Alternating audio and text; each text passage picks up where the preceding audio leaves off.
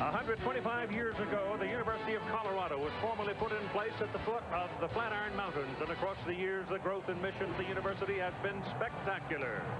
It's easy and fun to come back to Boulder for some tailgating and reunion, waiting for the Buffaloes to come thundering into the stadium for a college football game. And as the faithful return, the growth continues. Folsom Field figures to be filled to the brim today, and when you are the defending conference champion, demand for seats is always high. Hello again, everybody. I'm Keith Jackson. Welcome to Rocky Mountain country. Not quite in the Rockies, mind you, but we're close. This is Colorado's third game of the season. The pundits picked the Buffaloes to win the Northern Division of the Big 12 this year. Wanted them to repeat, they thought. Well, the Buffaloes opened with a loss to Colorado State, beat San Diego State, and today they have a chance to make a statement early on in the season against the Southern California Trojans of the Pac-10. But they will have to go without their starting quarterback, Craig Ochs. Here come the Buffaloes.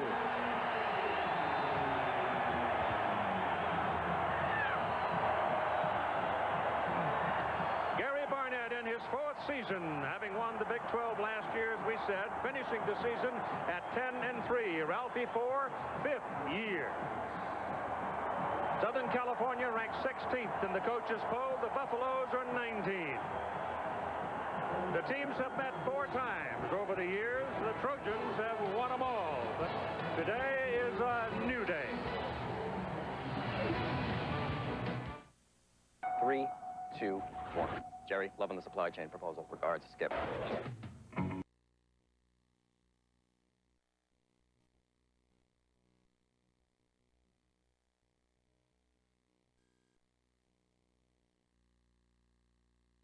Now Dan Fouts, who's been here a few times in his past. But let's talk about the impact, if you will, of a new quarterback today for Colorado. Well, Robert Hodge is different than Craig Ochs. He's more of a running quarterback, and when he gets in trouble, he will rely on his legs.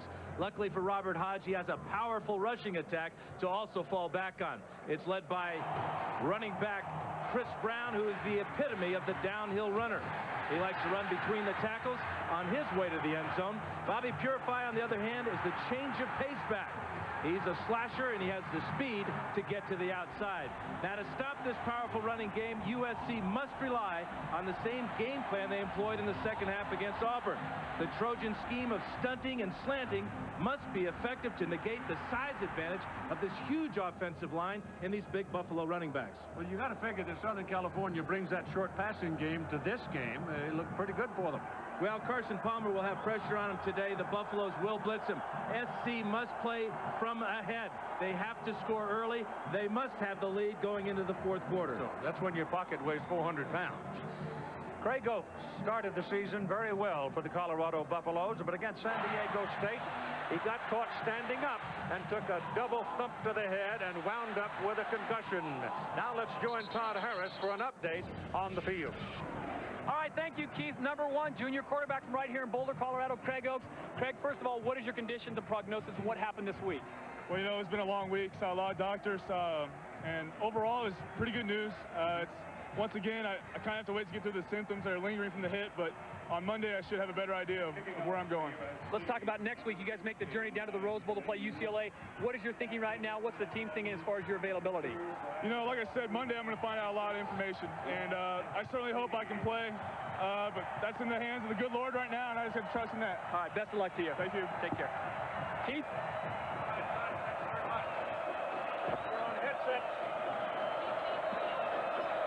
We have a Big 12 official crew. Randy Crystal is the referee, and he's set him up, and we're ready for the kickoff.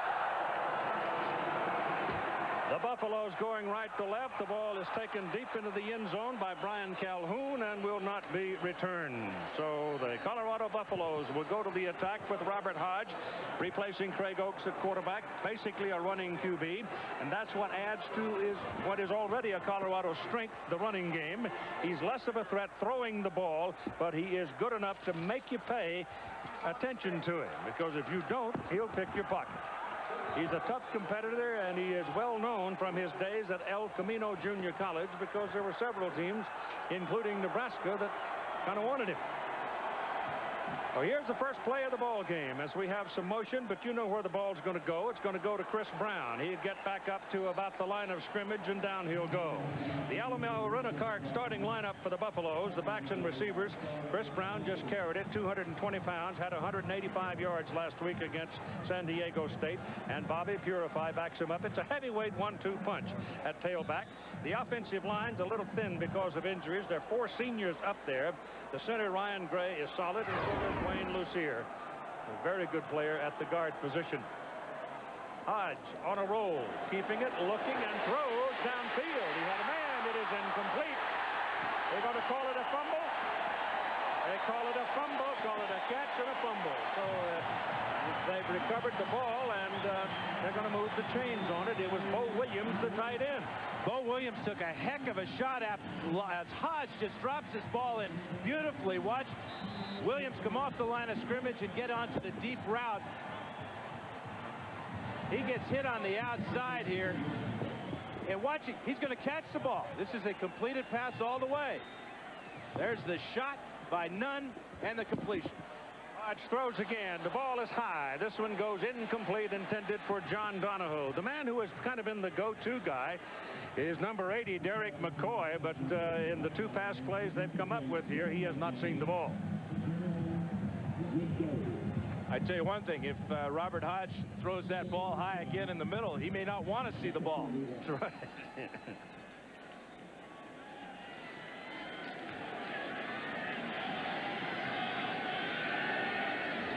Second down and 10 for Colorado at their own 40, just over their own 40-yard line.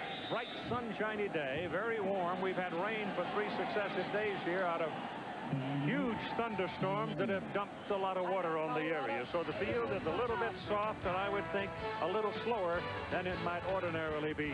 We got a timeout on the field. Express.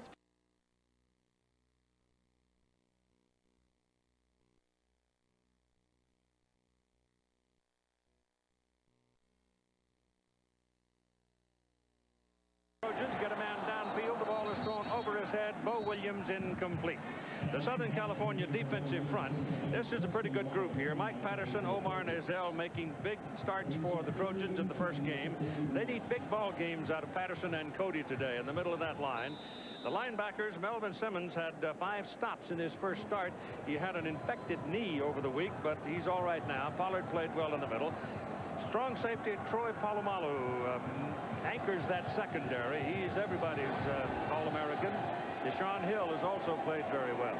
They got a freshman in there at cornerback. Here's Hodge running for the first time today, and reaching in and getting a hold of him is Omar Nazel, and takes him right down. And the Buffaloes now, failing to get much on 3rd and 10, will go to the punt. And that was a planned quarterback draw.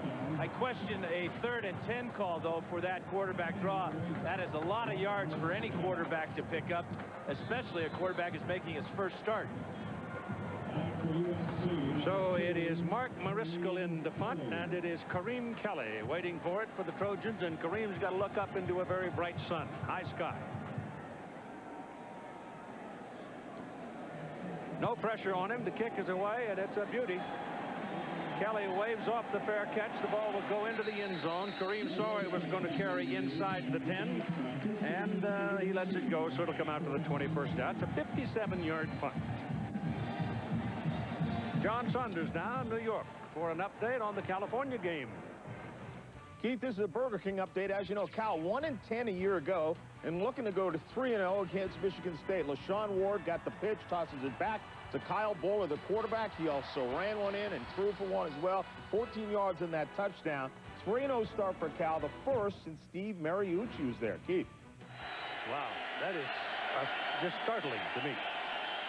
Here's Southern California's first offensive play. It goes to Malaefou McKenzie at the tailback position, and Carson Palmer turned and didn't make any bones about it. He clearly showed that we're going to run the ball right at you. Palmer had a really good opener, 25 out of 30 in that short passing game for 275 yards, and scored the winning touchdown. Carson stands in at 6'6" and 230, so he's a handful up there, and he's on track to become SC's most productive quarterback ever.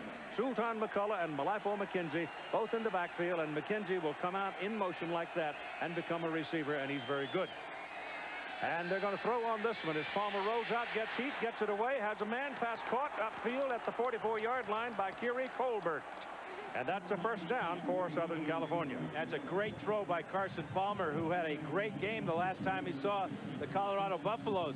But under pressure, how do you respond when you're running for your life and you've got a receiver 20 yards down the field?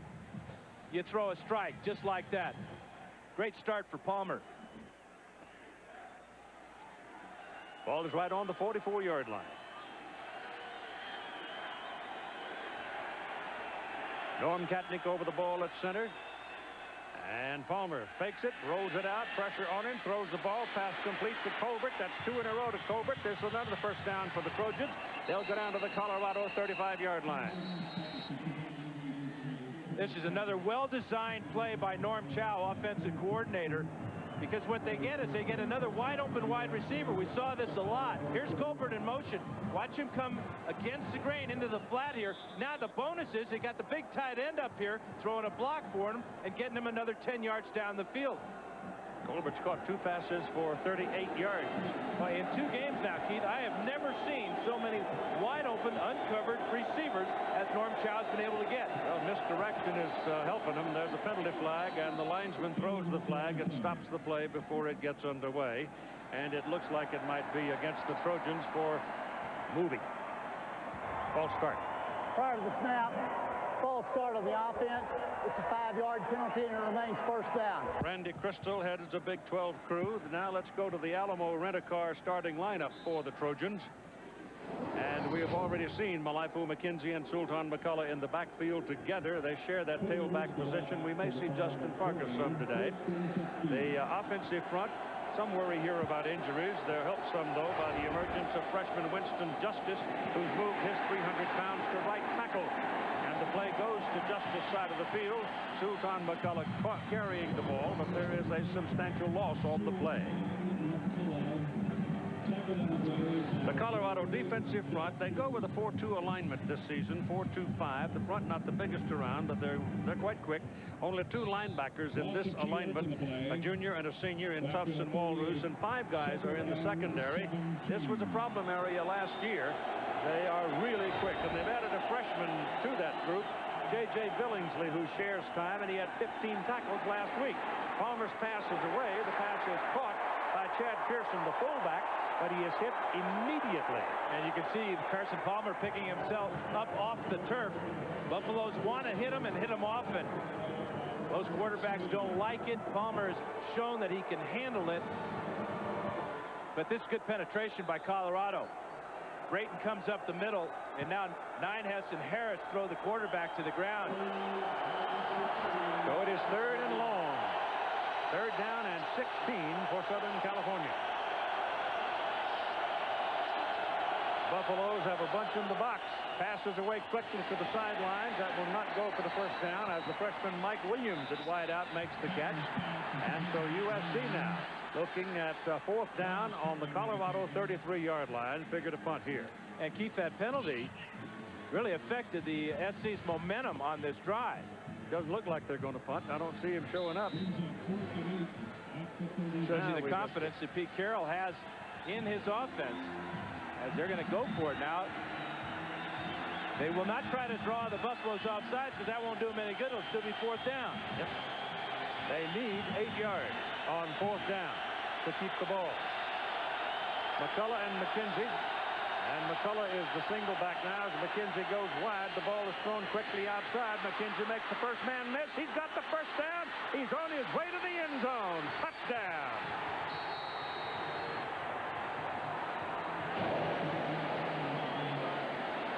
There's the value of having a running back out there in a wide position.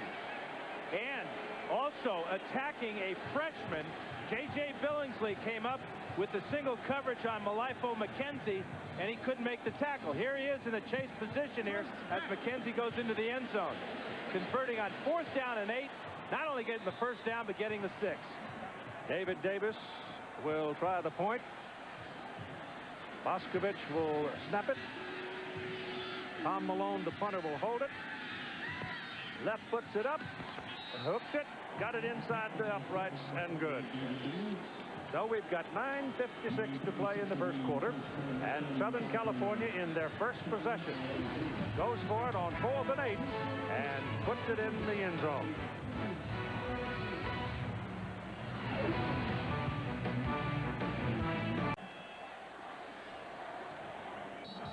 Seven plays, 80 yards, 5:06 for the Trojans. 32-yard run after the catch, or the total play for MacKenzie on a 4th and 8 call.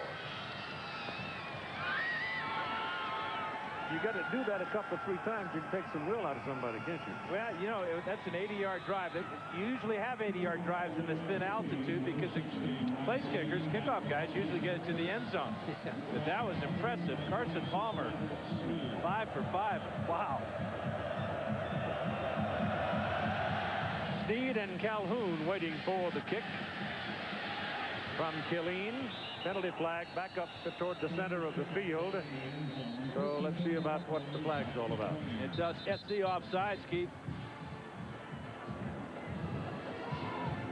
I would think they might want him to kick it again. You know why? Not only do you move them back, but this kickoff coverage team just ran 60 yards. Offside. Kicking team. I don't want to beat a dead horse, but I'm going to with this altitude, having played against the Broncos just down the road for 14 or 15 years. There's no air here, especially when you come from Southern California. Let's check out young J.J. Billingsley. Here he comes covering Malaefou McKenzie out of the backfield. He's coming too fast. McKenzie with one great move, another great move, breaks the tackle of Dabdoob, and then he's in the end zone.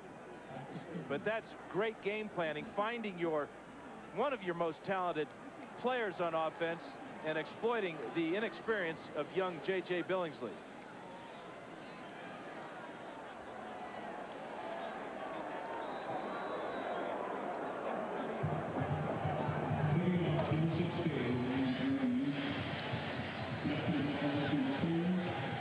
Ryan Killeen will kick it off again for the Trojans, this time from the 30-yard line. And the same people, Sneed and Calhoun, are deep for Colorado, standing back near their goal line. Big leg on Killeen. He's going to knock this one well back into the end zone, too. He's at least 5-6 yards in there. And they say, wait, stay where you are.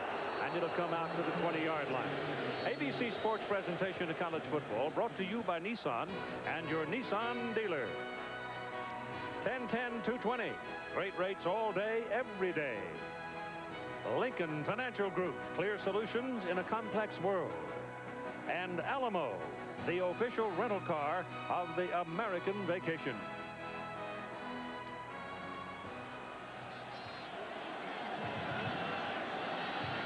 SC leading 7-0. Buffalo, second possession of the ball game. Hodge gives it away to the tailback Chris Brown, and the big guy who runs, as they say, downhill. He's a leaner. He's always going forward. He's picked up 4 yards. And for Colorado on offense today, they have to shorten the game with this type of power running game. Then on defense, they want to knock down Carson Palmer early and often. They told their boys bring plenty of aspirin because it's going to be a physical, hard-hitting ball game. Second down and 6 for the Buffalo. That was McCoy in motion. They turn, throw the ball underneath, intended for a man coming out of the backfield, the fullback Brandon Drum, and nothing happening. He dropped it. Steve Sarkisian, we told you, had coached Robert Hodge at El Camino Junior College. We asked him about Robert's strengths and weaknesses as he remembered them. It depended how the flow of the game was going. When we fell behind, he had that sense of he had to try to make something happen, and the patience wasn't quite as there as much to hang with routes downfield because he knew he had the feet to make things go. Yeah, you very seldom see a running quarterback have a whole lot of patience in the passing game. Here he pulls it down in a hurry and takes off, and the Trojans beat him up right about the 25-yard line. Polamalu and Omar Nazel making the tackle, and so the punting team is into the ball game again for Colorado. And that's really going to be a problem for Hodge because once he breaks the pocket, as he does on this play, he's going to run into some really fast guys. Watch Nazel, 56, close to make the tackle, and then a help from Pollard and Polamalu. Maurice is in to punt, and Kareem Kelly is back at his own 20-yard line waiting for it. There's no pressure. Low one this time. Kelly might have a little room with it. Takes it right on the 20, and the first man down gets him. First man got down inside. Marcus Moore of the blocker trying to make the block on him, and a 55-yard punt with a 3-yard return. Tomorrow, Team Penske's Helio Castroneves and defending series champion Sam Hornish Jr. will have it out for the Indy Racing League title. Most competitive season in IRL history comes to an end at the Chevy 500. 1 Mountain, noon Pacific on ABC.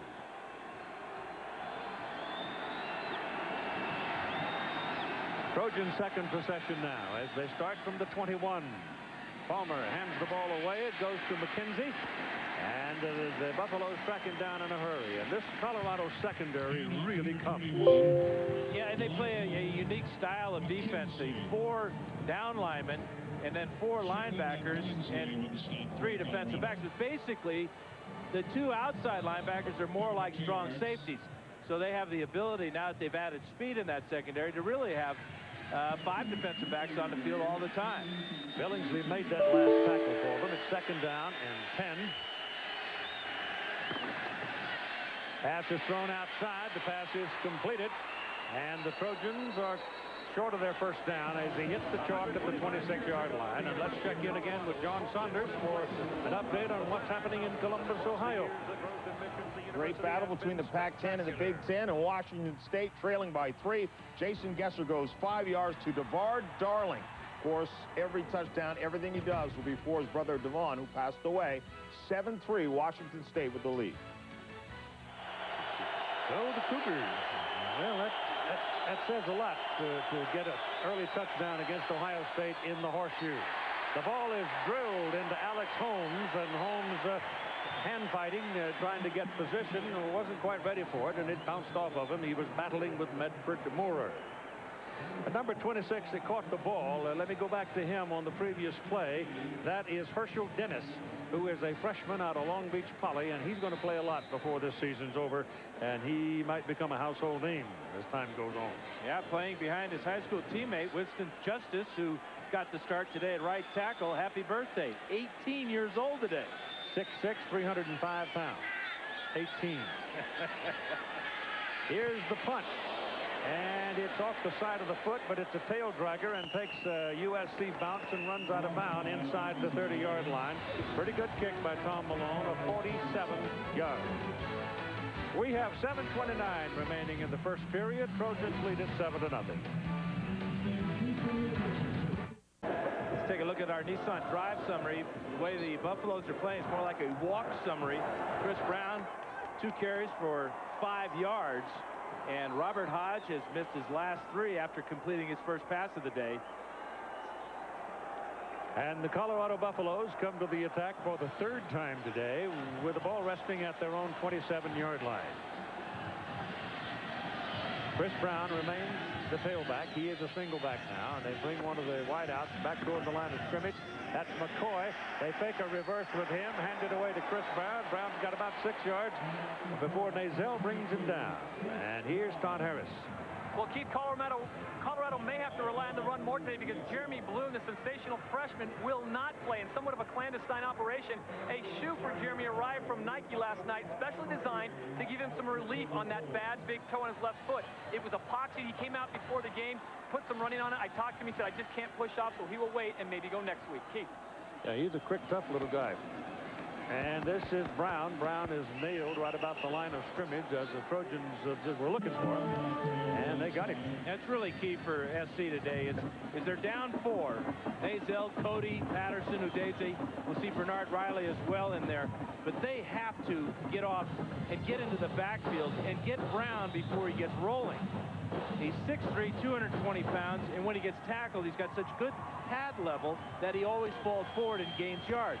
Very rare for Chris Brown to ever lose yardage. Mike Pollard, puffing a little bit, has come out at middle linebacker, and Oskalua has gone in for the Trojans, and Hodge up quickly, throws quickly, and the ball is, he never had it. Eric McCoy never had it. There's a different tempo with Robert Hodge throwing the ball. He's a little quicker with the ball. We've seen him surprise his receivers a couple of times today. That ball should have been caught by McCoy, but he didn't have his head around quick enough. So the timing between Hodge and his receivers is different than between Craig Ochs and his receivers.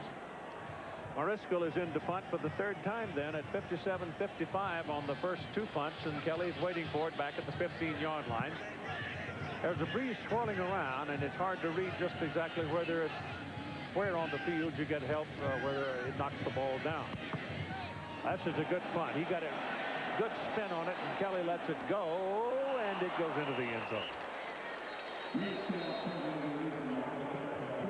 Tonight, our primetime doubleheader wraps up with two great games. The Penn State Nittany Lions will go against the Nebraska Cornhuskers in one of them. And then you'll have Texas, now ranked number 2 in the country, battling North Carolina. And that game's in Chapel Hill, and they've got a tropical storm working over that part of the country, so that both those games might be impacted some by wet weather. That's on ABC Sports Online at ESPN.com. Your keyword there would be ABC Sports. A couple of interesting ball games tonight. That was a 67-yard punt for the Colorado man. That is his longest of his career. Now here come the Trojans from the 20-yard line, and it's Justin Fargas in the ball game. Justin Fargas, who's trying to get over a hamstring pull that occurred, and his entire career has been marked by injury. He's a big guy, 6'1", 210, and you talk about a burner. This, folks, is a burner. But you want to be tender with him and not let him get out there, because he'll just go out there and jerk that hamstring again and be back on the bench. And he gained his teammates' respect last year when he transferred in from Michigan, ran the scout team, and was nearly untouchable. On his first official carry, he got 3 yards. Sultan McCullough back in to replace him, and McCullough's out about the 30, and that looks like, on the mark, a first down. Well, SC today, they've got to spread out this Colorado defense with formations and with misdirection, as we've seen. Then on defense, they got to get into the Buffalo backfield to stop these powerful running backs and eliminate the errors that plagued them last game against Auburn, when they had 8 penalties and 3 turnovers. We've already seen how that one penalty earlier in the game affected them. Well, if your running game is working, Dan, and Norm Chow's got the offense spread out just enough so that they're not attacking big people, they're attacking smaller people. Absolutely, Keith. And really what the SC has done on the last 2 plays is give Colorado some of their own medicine. Speed, speed, speed. It's so evident. The need of it is particularly evident these days in the defensive side of the ball, and that was one of the things that hampered Colorado some last year. And hampered them in their first game against Colorado State. Conversation on the sidelines between Pete Carroll and our officials. While we're waiting, let me give you the rest of them. The umpire is Steve Story. The headlinesman, Gary Brown. Kelly Deterting is the line judge. The side judge is Terry Porter. The field judge, Scott Cook. And the back judge is Lynn Williams. The referee, Randy Crystal. They're a Big 12 crew.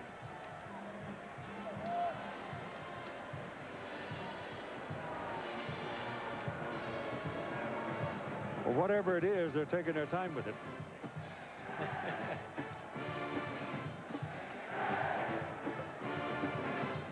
This is a very impressive first quarter for USC. They have to be extremely happy. Norm Chow right here. They have a lot of weapons, and if they can keep them healthy, we've already seen Hershel Dennis. We've seen Justin Fargas to go along with Malaefou, MacKenzie, and Sultan McCullough.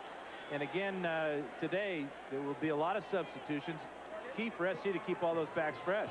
Here comes Randy Crystal, the referee now. He's coming all the way across the field. He's going to be tired.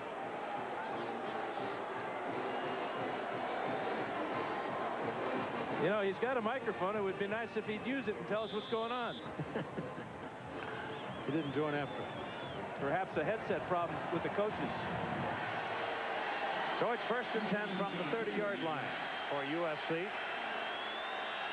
And McCullough is the deep back.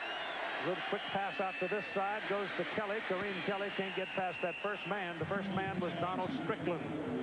That's going to be a real good battle to watch all day long. Strickland is the best cover man for the Buffaloes, and Kelly, of course, is one of the best in the nation. But Strickland forces him to the sidelines, but he did pick up 5 yards and tie the SC record for most consecutive games with a reception. 2nd down and 5. Buffaloes are coming. The pass is away. The pass is Mike Williams, number 1. He's 6'5", 210-pound junior, and he comes all the way from Tampa, Florida. Phil Jackson defending for the Buffaloes. That's pretty good when you have a true freshman able to read the blitz on the outside and then react to the ball. Working against Phil Jackson there. Palmer saw the blitz. The Buffaloes were coming with more men than SC could block, and that's where he has to go with the ball. And it's a 1st down, resting at the 42-yard line. So the Trojans are moving it again. Colorado showing a 6-man front, 7 men right now, and they're going to run it against that 7-man front. And Sultan and McCullough will go up to the 46, 47-yard line. You got a pretty good hole on the left side of that line with that many men in the box. Norm Katnick, the center, Lenny Vandermeid. These guys right here on the left side, along with the tight end. McCullough looks a lot better this year in his ability to make that first guy miss. He is so dangerous. If he can make that first guy miss and get into the clear, they're not going to catch him. McKenzie comes back into the SC backfield now. So he's going to go out as a wideout, the receiver. And they move things around. Colbert has caught a couple of passes already, and now there's nobody behind Palmer. Everybody's out wide. The ball is thrown hard, and ball is caught by McKenzie. And that's good for a 1st down at the Colorado 47-yard line. Strickland the tackle. Maybe Todd can inform us why we had that delay a moment ago. Well, Keith, Pete Carroll was pretty hot under the collar, and for good reason. Apparently, the USC headsets up to the booth went down, temporarily gone, and so Coach Carroll wanted Colorado's to be turned off as well. He thought it would be an unfair advantage. They're working on it right now, but it looks like Steve Sarkisian is the only one that has a working headset at this point. Keith. Okay. 47-yard line. Quick pass to the sidelines to Kelly. 2 Buffaloes over there, and they handle him. But even so, he's still going to get about 3 yards on the play. Keith, with this type of attack, and attack's the key word here, SC is forcing Colorado to react. He's got a hot quarterback in Carson Palmer. Only missed 1 pass so far today. But right now, the Buffaloes are back on their heels. They don't know where SC is going to attack them next.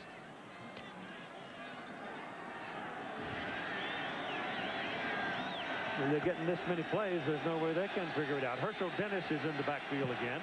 2nd time in a ball game. He's got the ball. Breaks the tackle, bounced off the stack, and out of bounds right about the 30, inside the 30 at the 29 of Colorado. How about that for your first carry as a collegiate? Hershel Dennis, with all that speed and potential, showed us what he's all about. He gets to the corner, stretches it, and then when he gets in traffic, he breaks through, and then he's got the burst to get down the sideline.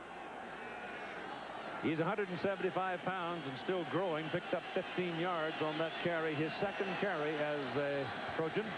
And it's Darryl Poston in the backfield for this play as Palmer sets up the throw, goes down the middle. Got to be interference. Kareem Kelly very cleverly parlayed the position of Strickland into a pass interference call.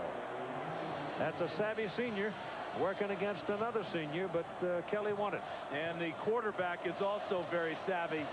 Put the ball up there when he saw that Kelly had just single coverage by Strickland.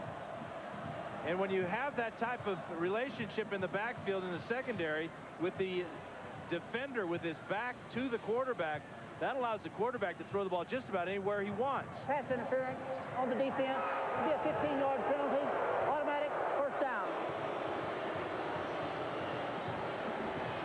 Here they are locked up right here. Now watch as Strickland turns and goes down the field. Kelly will have him behind him. Carson Palmer can throw the ball anywhere he wants, and all Strickland can do is run into Kelly. Ball is longer, Dan. It's 6. Looks like. No question, Keith. If he throws it 5 yards longer, Kelly will accelerate to it and make the catch for the score. But they get the interference call and give them a first down at the Colorado 14-yard line. Palmer looking, Gordon to the corner. No. Intended for Williams. Williams turned inside. Palmer wanted him outside and threw it outside. Strickland defending there. Well, so far, Carson Palmer, 10 out of 12 in this first quarter. He had a huge game against the Buffs 2 years ago. Completed 25 out of 30, and there are people that tell me that he had 3 passes dropped. That's the definition of a perfect game. Plus SC1. McKenzie is single back, and they're going to call timeout. There's something wrong in the lineup. McKenzie spotted it and called timeout. Timeout, University of Southern California. Their first charge, team timeout of the half. So Malaefou McKenzie, seeing something wrong, turned around and called timeout.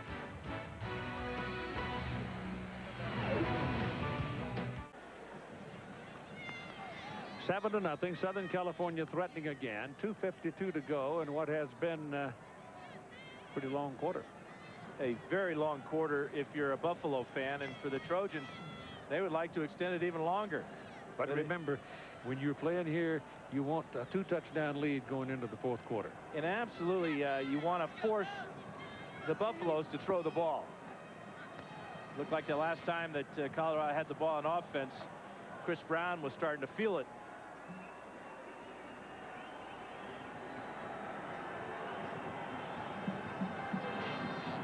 Trojans taking care of the ball so far today.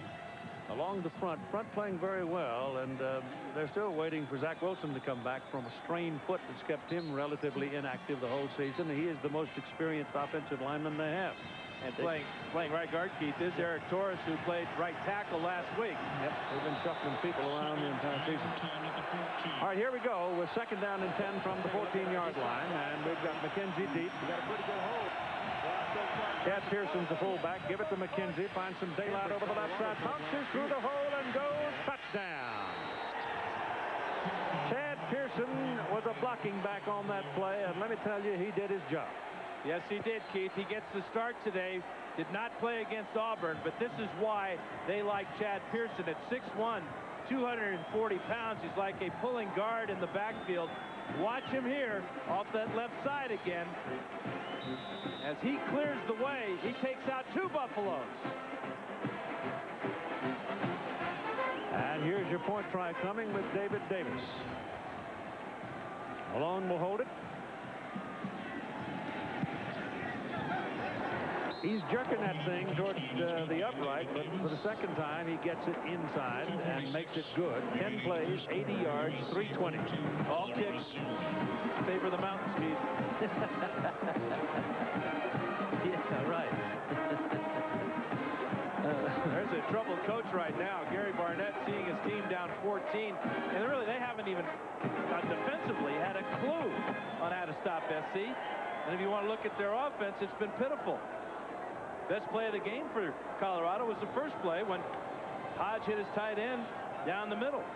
And things don't get a whole lot easier for the Buffaloes next week. They've got to go to Pasadena and play UCLA. Southern California, on the other hand, is going to Manhattan, Kansas. How do you do? You know, Bill Snyder's got something working back there. Ryan Killeen will kick it off again, and even from the 30-yard line a while ago on his last kick, he knocked it 6 yards deep in the end zone. Jeremy Bloom would be probably a man to return the kick if he were not injured, but he's got a broken toe. This one hangs up in the air a bit. Could be returned a yard deep in the end zone. It's Sneed. Roderick Sneed is hit about the 16 and goes up to about the 20. So that's where they will start. First down at the 20-yard line. These things don't mean a heck of a lot at this point in the season. All it is water cooler talking point and marketing, really. But Miami, with their outing last week, you know that nobody's going to replace them at that #1 spot. And there are some people in Berkeley who are saying, hey, what about us? Holy Pappy Waldorf. Well, you include me in that group. That is really a startling thing that they've done that at East Lansing. There's no gain on the play as Chris Brown carries again.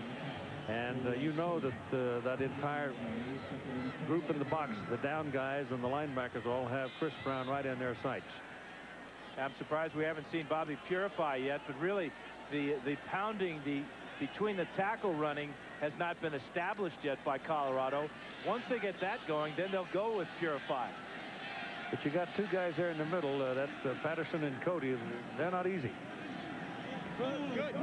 Hodge back, looking to throw. They chase him out of there, and they're going to tackle him up around the 22-yard line. Sean Cody brings him down. And you know, Keith, you'd think that Hodge should sit in the pocket and look for an outlet receiver. That was a two-man route. He had no outlet receiver. He was the outlet receiver. When he gets in trouble, the coaches have told him, hey, you're our best outlet. Take off with your legs. Run.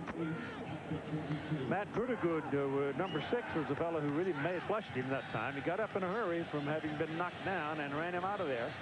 Now it's 3rd down and 8 for the Buffaloes. And they go to a shotgun. Bobby Purify is in the game. Hodge with time gets his pass away. The pass is incomplete over the head of Derek McCoy, and there's a penalty flag thrown on the far side.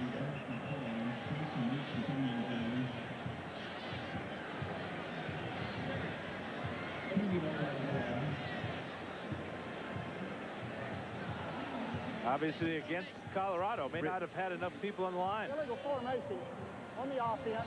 The penalties decline. That brings up 4th down by declining the penalty, and Colorado now will have to punt it again. Totally out of character for Colorado, going to the shotgun. Yep. Having 3, 4 wide receivers in the game. Not the style of offense they want to run. But when you're down 14 and you're facing 3rd and long, you got to do it. Maurice calls in to punt. Kareem Kelly standing out on his 25-yard line this time, so he's looking to return this one. It's the 4th punt for Morisco. 57, 55, and 67. The last one. Oh, this may be the best ever. Kelly back at his 10-yard line.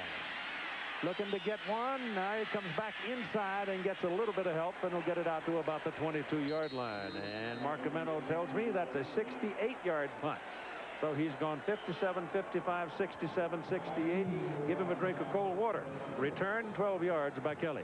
Hunter's Paradise, 5,344 feet.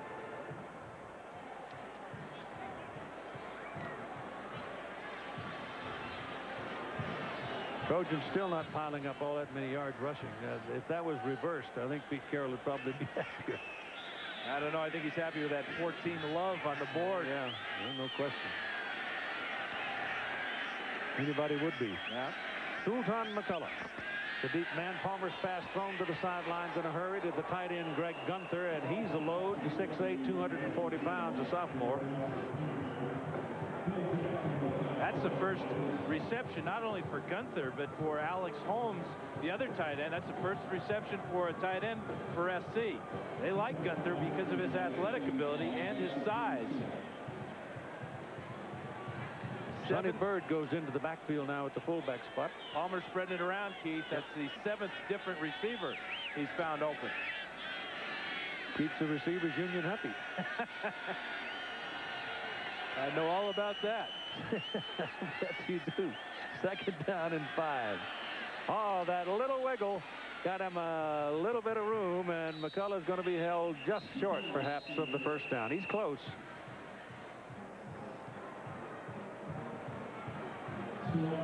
There was a man in the hole, but he wiggled his way past him, and he got his 1st down. An offensive line doing an excellent job of protecting Palmer. He's not gone down into a sack yet, but they're also having a lot more success opening up those little holes for these running backs.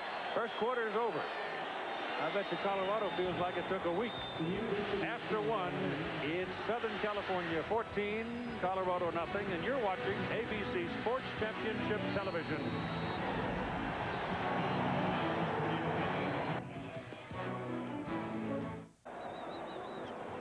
A warm, sunny day here in Boulder, Colorado.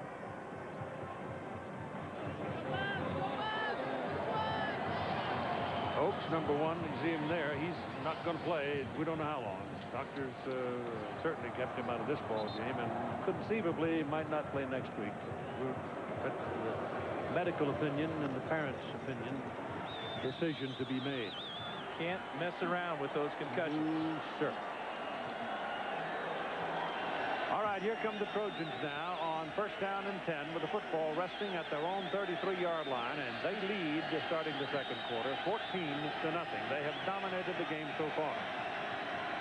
Buffalo defense still shuffling around trying to sort things out and get this Trojan offense slowed down. Drew Walrus was waiting for Sultan McCullough, and they went number to number, and McCullough bent him backwards and got an extra yard out of it.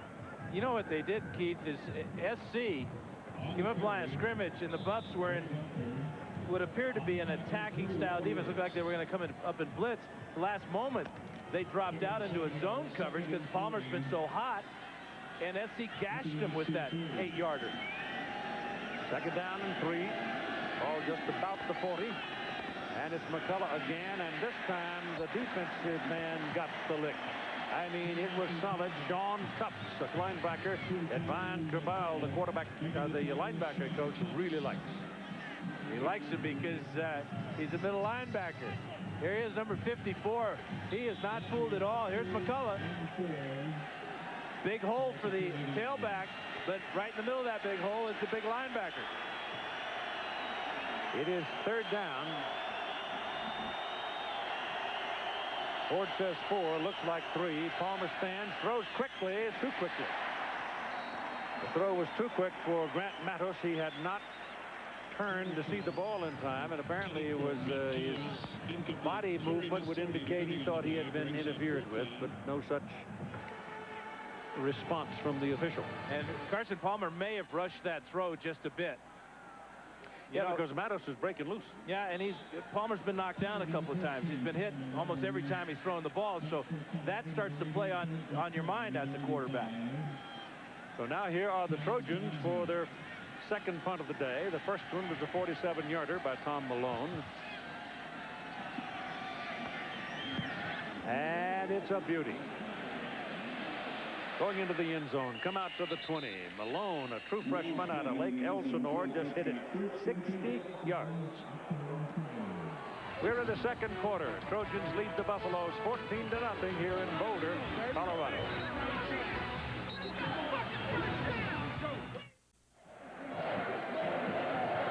Here come the Buffaloes now as the Trojans talk on the sidelines. The Buffalo offense returns to the field. They have not done much so far. But let's see about this possession. You never know. Chris Brown is the deep man. They line up with 2 wideouts to the top of the picture.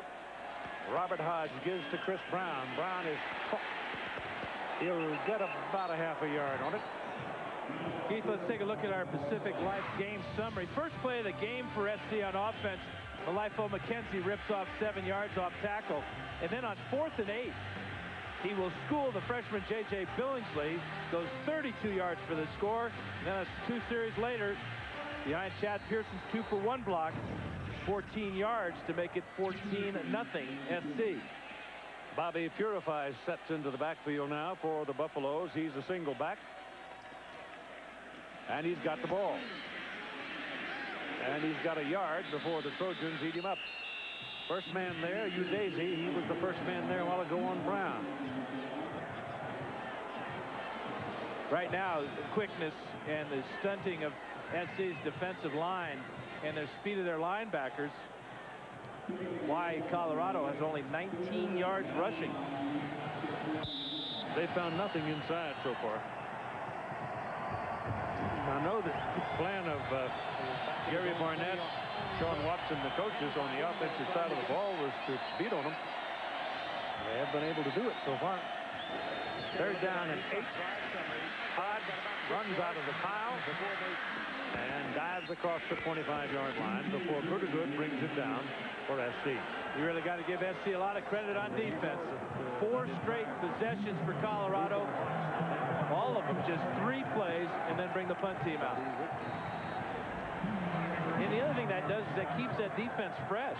It does. You know, that offense of Colorado is just not producing anything. So the 5th punt coming up here for Maurice. He's done well. 2 of them 67 and 68. Yeah, but he's going to get tired pretty soon. Yeah, he has a sore wheel by halftime. And he didn't get all of that.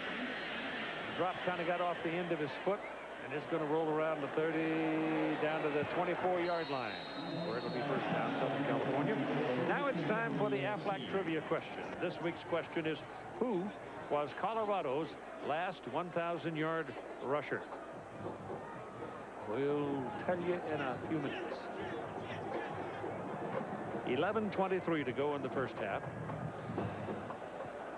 A lot of freshmen playing today. A lot of freshmen going to play all season for everybody. And I think you have to do it. You're looking at Eric Bieniemy there. He's a great running back. Pretty good in San Diego, too. Yeah. Playing freshmen, the good ones, the great ones, if you don't play them, you're going to lose them. You know they're going to be gone by the end of their junior year anyhow. That's right. That's why so many of them are playing. And that plus the fact a lot of them are pretty good. Hershel Dennis in the backfield has a good block here for Carson Palmer, and penalty flag is thrown across the way as the pass is completed to Kerry Colbert. Kareem Kelly was the wide man on the side of the field where the flag was thrown. But he's saying something, Randy Crystal saying something to Colorado. Illegal formation. Illegal formation by USC. It'll be a 5-yard penalty and remain first down. 1st and 15. Pete Carroll and the SC staff had a lot of time to prepare for this game, and they used it wisely by getting freshmen ready to play. Winston Justice was moved to right tackle, and also we've seen Hershel Dennis getting some more action. Long Beach Poly. They send more players to the National Football League than any other high school in the United States. Crowd getting on him a little bit down in that end, the closed end of the field, to hand the ball off to Dennis. Dennis is spinning around in traffic, and there's not a whole lot there for him this time. He broke one for 15 yards a little while ago. It'll be interesting to see now how SC plays with a 14-0 lead here. If they try to take time off the clock with the running game, or if they continue to be wide open with their formations. Well, you need all the points you can get. Yeah, and I'm sure that's what Colorado's counting on, that they'll still, with the aid of the lack of oxygen here, wear SC out in the 4th quarter. But it certainly is, you don't get as tired when you're ahead. No, you don't. No. The step is lighter. Yeah.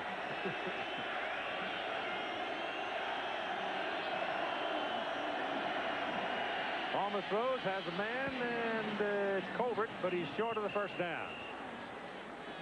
Up to the 32-yard line and just beyond it. That was a great throw by Palmer, Keith, because he had to throw it off his back foot. Sam Wilder was right in his face, and Sam Wilder's 265 pounds.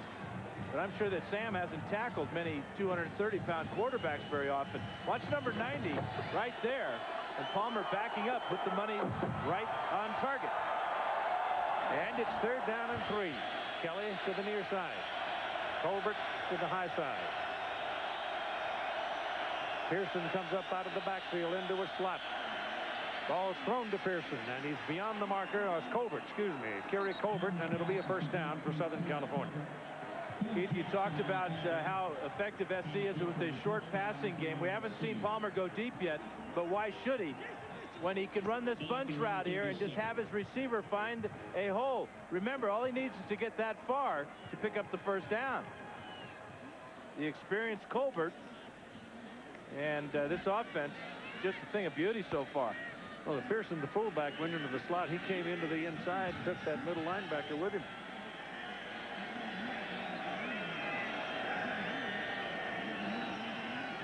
Running it, that's McKenzie. And Malaefou is going to have a good 3, close to 4. Vince Okru getting a little disturbed about the way things are going now as Southern California continues to carve yardage out of his defense. Well, they want to be an attacking defense, but if you do that, then you have your corners isolated outside with just a weak safety in the middle of the field. They want to put 8 men in the box, but right now SC is spreading them out, eliminating that possibility for Oak Ridge. Grant Matos has come to this side, and Palmer takes a look at him, goes to him, and goes too high. And you got a flag. Both wideouts on this side of the field were open. That pass was thrown too high.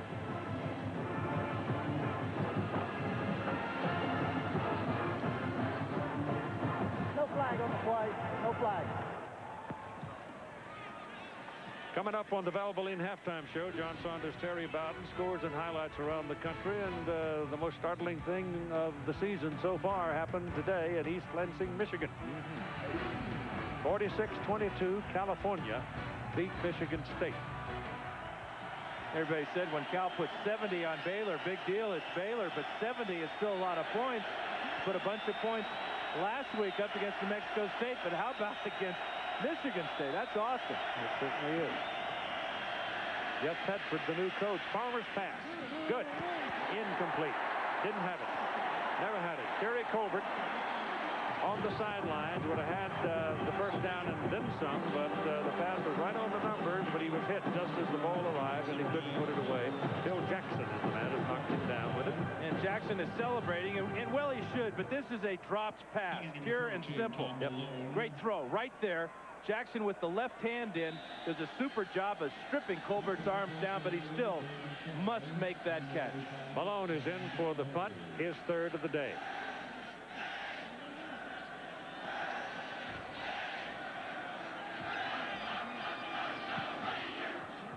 High spinner, not a whole lot of carry on it. They're going to try to bring it back. First man missed him. Penalty flag goes down, and the return is short of the 20-yard line. Derek McCoy, wide receiver. Normally, this kind of a call is a push in the back. I think you're right, Keith.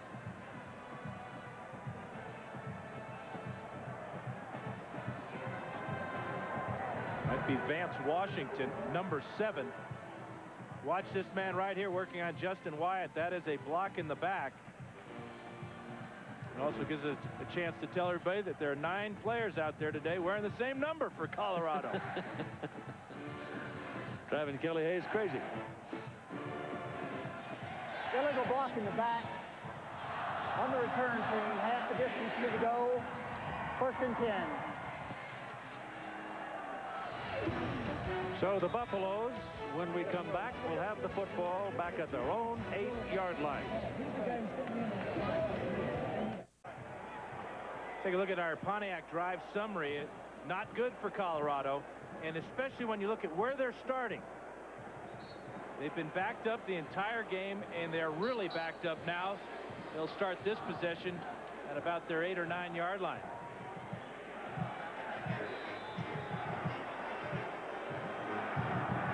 Yard line. Chris Brown, the tailback. Robert Hodge, the quarterback. Pitch it to Brown. Cuts it back. Goes down around the 11-12 as Melvin Simmons comes whistling in to make the tackle. SC doing a good job of slanting to where the Buffaloes wanted to run that ball. Watch all these players. There's 8 guys in the box here, and they're thinking, guessing with Colorado, knowing that they're going to run to the tight end side, and then the pursuit and the good angles there for the cutback, and they stop him after just 3. 2nd down and 7. That's a pretty good stick right there by Simmons again. LSC's defense is feeling it every bit as much as their offense is. They're guessing right. They're performing well, and they're taking the fight to Colorado. They're out hitting them right now. Dallas Sartz, a freshman in there at number 42, was involved in that last tackle as an assist. He's out of Granite Bay, California. Again, not very big, 210 pounds. But he has disposition that's heavier. 3rd down and 5. And this is Chris Brown, and he's close. Let's see about the mark. Mike Pollard made the tackle. I guess when your quarterback's missed his last 5 passes and your team only has 1 first down, You get a little desperate, you give it to your horse. They just got their second. Yeah. Again, it's a draw play on 3rd and long. We saw Hodge not pick it up with the quarterback draw, but give it to the main man, Chris Brown, and he barely fights off Mike Pollard to pick up the first down. But you notice when he hits the ground, he's always leaning forward. He's always towards that goal line. That's how he got that first down.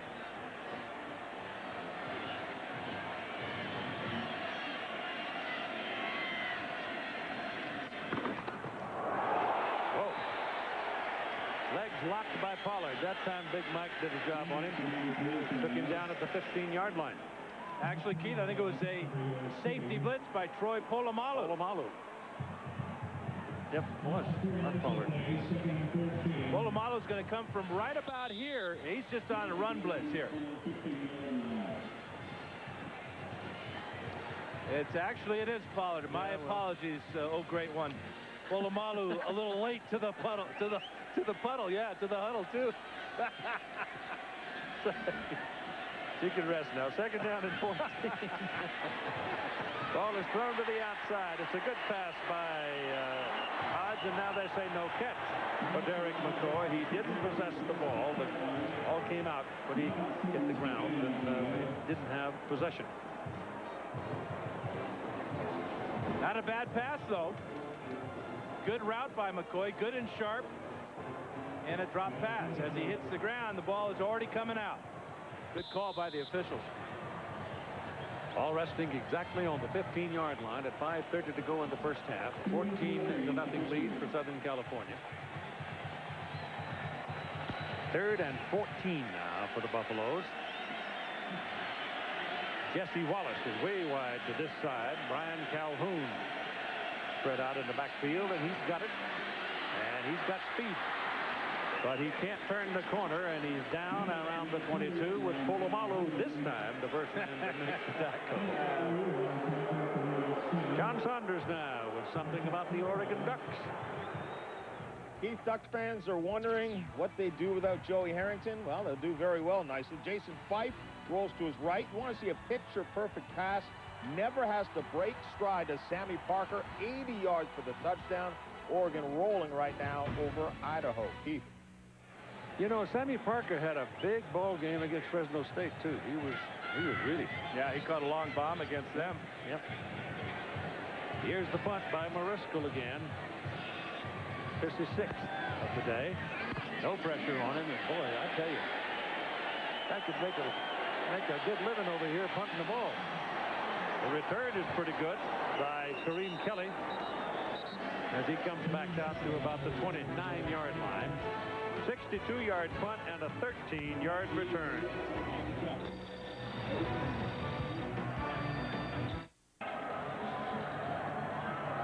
Earlier we asked you the Affleck trivia question, who was Colorado's last 1,000-yard rusher? The answer is LaJuan Ramsey, 2,055 yards in 1994. And the Heisman Trophy is on campus this weekend. It's part of the university's Sports Hall of Fame inductees, 6 of them. They'll be honored at halftime. We'll show them to you. Talk to one of them in a little while. It's first down from the 29-yard line. USC down the ball. It's almost picked off. Grant Matos was breaking free, and Drew Walrus, the outside, the middle linebacker, the big guy, dropped back into coverage and almost picked it. That's exactly what Colorado needed, was to pick this pass off. But this is a good sign for Colorado, as Walrus, with an excellent effort to tip that ball away. Looks like Roderick Sneed was thinking he might have had a shot at that ball as well. So it's 2nd down and 10. That's Colbert in motion. And the Colorado defense eats up Sultan McCullough on that running play. It was kind of slow to get started. And the Buffaloes, with Marcus Harris leading the charge, saw to it. It did not go anywhere. Real good penetration by Harris's line mate there, Tyler Brayton, as well. As we see the quickness from the left side of the screen, Brayton just got off that line of scrimmage and into the backfield right on the snap. Brayton's a senior. He's out of Pasco, Washington, and the nephew of Bobo Brayton, who coached baseball at Washington State University for about 24 years. And Carson Palmer now, with the crowd hooting and not liking what he's looking at, calls a timeout on 3rd and 14. And I bet Bobo Brayton is wearing his batting helmet as we speak. Yeah, he's a pistol. What a great program. Sent a lot of guys to the bigs. John Olerud still wears his batting helmet in the field. ABC Sports presentation of college football brought to you by the new H2 Hummer, like nothing else. Jack Daniel's Original Hard Cola, come as you are. Tostitos Scoops, the dip lover's chip, just dig in. And Aflac, ask about it at work. Making me hungry.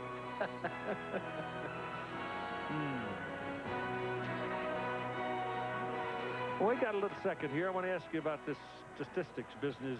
The NCAA now has decided that they will include all the postseason bowl stats for everybody starting this year. And all of those in the past do not benefit. Now, Ron Dane would have had 728 more yards. Ricky Williams would have had more. Tony Dorsett would have had more. And yet they don't profit from it. They're not going back. It's just from this year on. And look at the passing. How much it would have increased Ty Detmer. I'm not sure what the point is, Keith. I don't either. Records are made to be broken, but here you are adding numbers that penalize players, and it's just an uneven field all of a sudden. You already are playing more games than a lot of the past college players have played. 12 games is the norm for this season. It's going to be the norm forever, too. You think you're going to get rid of the 12th game? Not with all the money involved. You got that right. 3rd down and 14. Pressure coming. Palmer runs away from it. Gets away from another man. Now lets it go. Down the sidelines. It's intercepted at the 48-yard line by J.J. Billingsley. And Colorado gets the break. We got a flag down, Keith, but it's against Colorado, but that will not affect their possession of this ball. Brandon Dabdoob tattooed Carson Palmer after he threw the ball. That's the flag. Palmer with a bonehead. Just a terrible mistake trying to force this ball down the field when he was under a lot of pressure. Should have thrown it away. Throw it away. Let your punter go back out there and punt the ball back to Colorado. Colorado will have the ball, but they will be backed up, but they will have their best field position of the afternoon. Drew Walrus put the first pressure on Palmer. That forced him way out of the pocket. Then Dabdoob got There this. are 2 fouls on the play. Personal foul, roughing the passer on the defense. Dead ball, personal foul on the University of Southern California. Both penalties will be enforced. Ultimately, the ball will be placed at the same spot it originated with an automatic first down. Boy. Well, because it's roughing the passer, that takes precedent. Watch Dabdoob, 98. There's the throw. There's the push out of bounds. That's a very questionable call. But this is a questionable throw by Palmer. Billingsley, with his first interception as a collegian, will not count. There's the push, and that is really a weak call by the officials. Ball comes back to the 25-yard line where it's put down. And Southern California continues possession. And this gets the home folks upset. And if I was one of them, I'd be hooting too. They hand it off inside to Brandon Hancock, who is another freshman out of Fresno, and he gets pretty good yardage as he moves it on up past the 30 to the 33. But it was the first down, getting the first down and retaining possession. Boy, that really is a big break ball. And it's curious because it was a personal foul penalty against SC. Must have been on the return of Billingsley after the interception. Well, you talk about quieting a crowd. Brandon Hancock's little run there of 8 yards quieted him for a while. 2nd down and 2. Stay with a run. and gets the first down. Moorer making the tackle on Sultan McCullough. And at 2:48 to go in the first half, it'll be a first down for USC. Keith, we're getting really the first look at what used to be called tailback U. We've seen a lot of lead plays, or as SC used to call them, blast plays. We're also seeing them go strong side to the tight end, but as they did that time with McCullough to pick up the first time, they ran it weak side.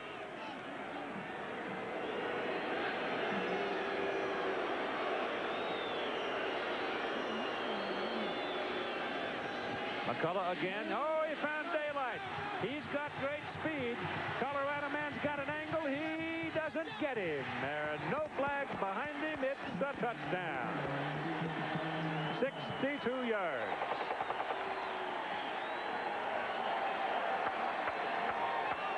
McCullough was a great track man, and he's got speed to burn.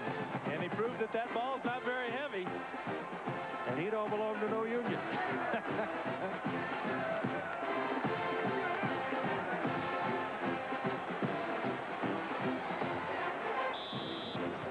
The extra point try coming now by David Davis, who was a teammate of Robert Hodge, the Colorado quarterback at El Camino Junior College. Snap was a little low, and it's partially blocked, and it is no good. Snap came back low, wasn't handled well by Malone, and Davis couldn't get his foot on it. 62 yards off the left side. Watch the man blocking. Everybody just coming out and blocking a man. And then once he gets that crease, forget it. From the left side of the screen comes Strickland. He had the angle, but not enough speed. Heck of a job not stepping out of bounds there when Strickland dives for his feet. Watch Strickland, number 4, from the top of the screen here against number 4. And watch McCullough's left foot stay in bounds. Great balance. So the Trojans lead it 20-0 after the extra point try goes awry at 2 minutes and 20 seconds to play in the first half. And it's got to be a shock to the Buffaloes, because all of a sudden they had an interception. Looked like they had a good chance to do something offensively and be a good field position. Then 2 penalties turn it around for them. SC keeps the ball at the 25, gets a first down out of it on the penalty call on their hit on the quarterback. And then Sultan McCullough bolts 62 yards and is 20-0. And SC now has more yards rushing than they have passing, Keith. That's an upset. The kickoff by Colleen carries to the end zone, a yard deep. Snead coming out with it. Oh, he has a big hole. He's got one man to beat. He falls down. And a stiff arm from Snead, but he is finally run out of bounds and run into the Colorado bench. And the penalty flags flying over there. It was a late hit, no question about it. Yeah, Ryan Colleen with a bonehead mistake. As Snead was out of bounds, and the kicker said, I'm going to punish this guy. Darryl Rideau was number 22, had the chance to get him, but Darryl's only 5'8", and Snead pushed him down and got away from him, and then Colleen came along. Watch the wedge right there. Great eyes by Snead to check it out to the outside. Good move there, straight arm, out of bounds, personal foul. So the Buffaloes do get field position at the USC 41-yard line. Far and away the best they've had all day. 44-yard return followed by a 15-yard penalty. Hodge has 2 timeouts here at the end of the first half. 2:08 to go in the first half. Hodge straight back. They flush him. Pressure on him. Throws it away. Penalty flag thrown along the line of scrimmage. Sean Cody indicating a hold against Colorado. No question about it. The Buffs, not only do they not throw the ball very effectively, they don't pass block very well either. It'll be a 10-yard penalty. Replay first down.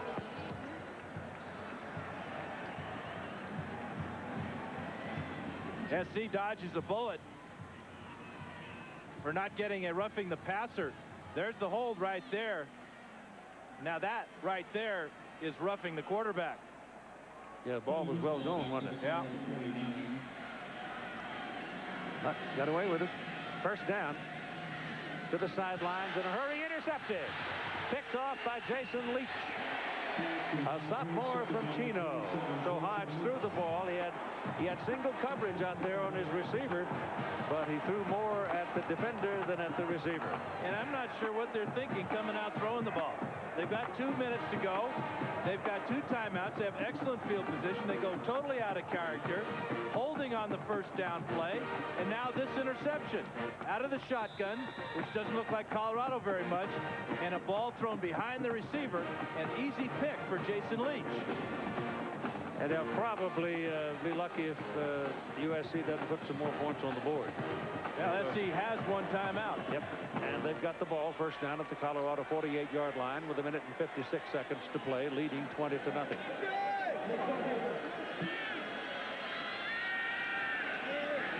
Palmer going down the middle with it. Kareem Kelly, it's a catch. Down at the 21-22-yard line. And this is why Carson Palmer will be playing on Sundays next year. Maybe a first-round draft pick. With his size and strength, this is a difficult pass to throw, but he makes it look easy. Working against Strickland is Kelly. Watch where he throws the ball. Down to the inside because the safety is coming over. Merced Moore was coming over for the double team, but where the ball is thrown right there, there's nothing the defense can do. And it's a first down at the Colorado 21-yard line with Poston and Malaefou McKenzie. McKenzie goes out as receiver. They throw the ball down the middle. It's incomplete. Mike Williams butterfingered it. It was a hot potato, and he couldn't get a handle on it, and it fell away as Clyde Sherrill defended. And the Buffs came with a blitz that time, and Sherrill did a nice job man-to-man coverage against the very tall and physical Mike Williams. Ball was thrown a little bit higher at 6, but it wasn't, so it's an incomplete. Yeah, I think that pressure forced Palmer to throw it too low. Pearson comes back in at fullback now for USC, and Williams comes out. Culbertson is a wide receiver.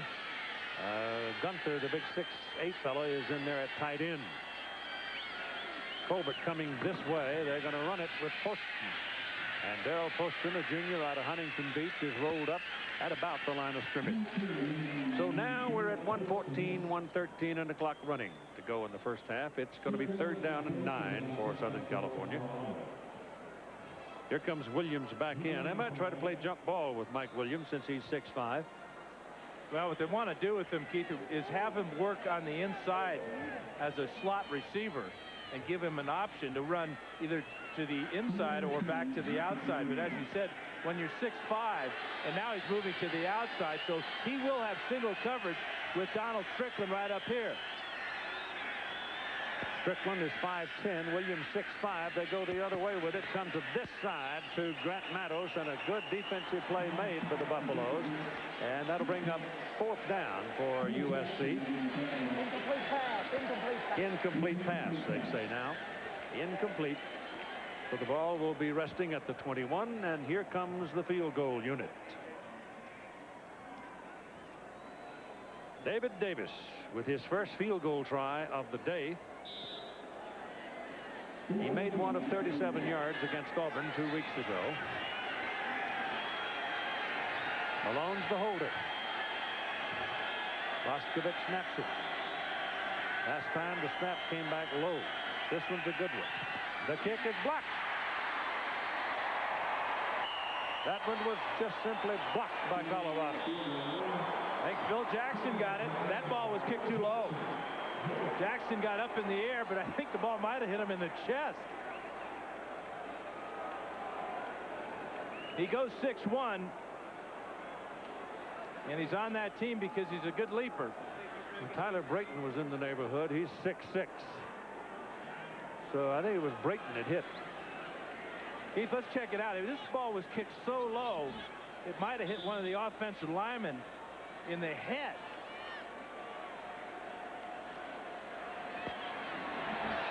Yeah. The suspense is killing me, Keith. All the doodads in the truck got away from us that one. Well, let's see. Keep them in the cage, guys. Here comes the ball.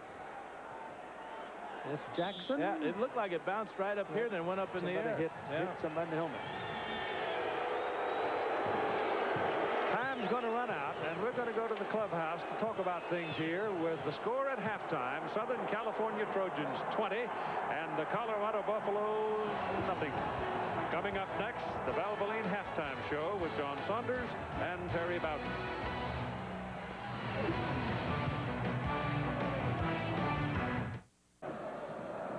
This is a surprise if you've just flipped on your television set, I suspect, to find Southern California leading Colorado by a score of 20-0 at halftime. It's a surprise to me.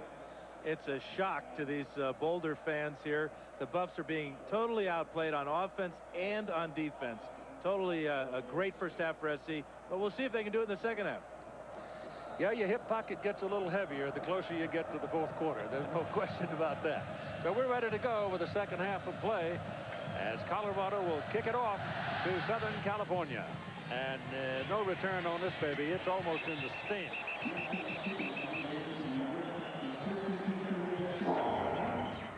Take a look at what happened in the first half. On a 4th and 8, Malaefou McKenzie makes a couple miss and then goes 32 yards with his pass from Carson Palmer. Then he gets a great block from his fullback Chad Pearson, 14 yards to make it 14-0 at the end of the first quarter. And then the Sultan of run, Sultan McCullough, goes 62 yards.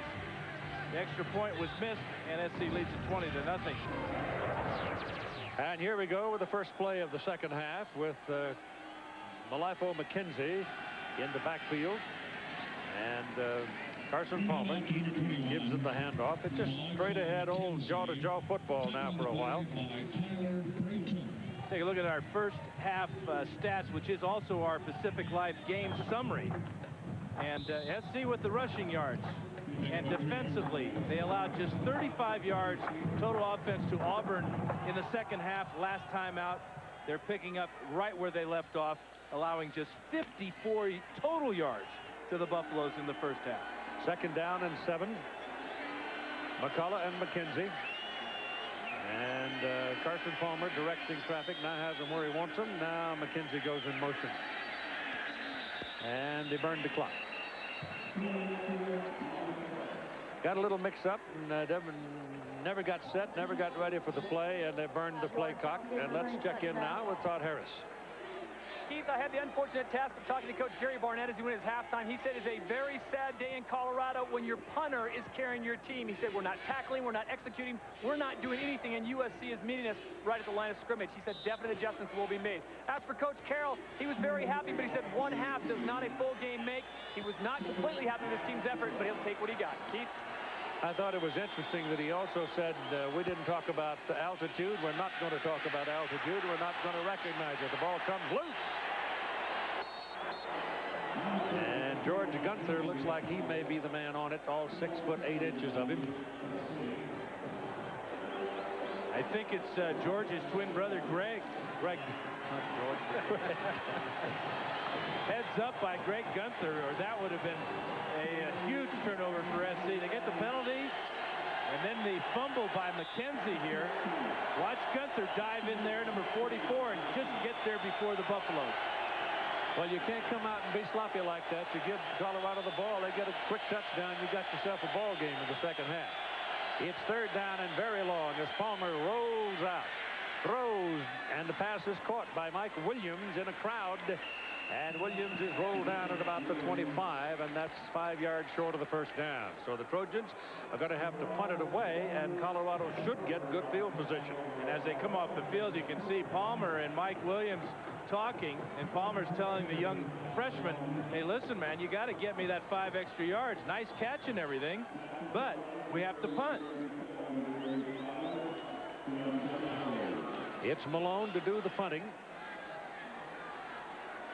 Snapper's got to carry it a long way. He's got to snap the ball almost 15 yards. Oh, it's blocked. And it's down at the 23-yard line. So the Colorado Buffaloes, Evan Judge, block a punt and give the offense the football at the USC 23.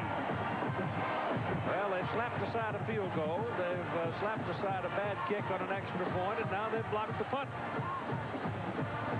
This is huge for Colorado. 82 is Judge. He lays out. He's being tackled by Grant Matos, but he got his left hand on just enough of the ball to set up the offense in great field position. And here comes Colorado now with Chris Brown, the deep man. Robert Hodge, the quarterback, running quarterback, replacing Craig Ochs, out with a concussion. Give it to Brown. Brown behind an offensive line surge. Will get down to the 20 for a pickup of about 3. The one thing when you think about Robert Hodge, you're thinking, well, running quarterback, well, why don't they run the option? Well, the option is not really a staple of this offense. This is a power offense. Hodge has the ability to run some option. When they do call it, it'll just be a very simple speed option. Get them to the corner as quickly as possible.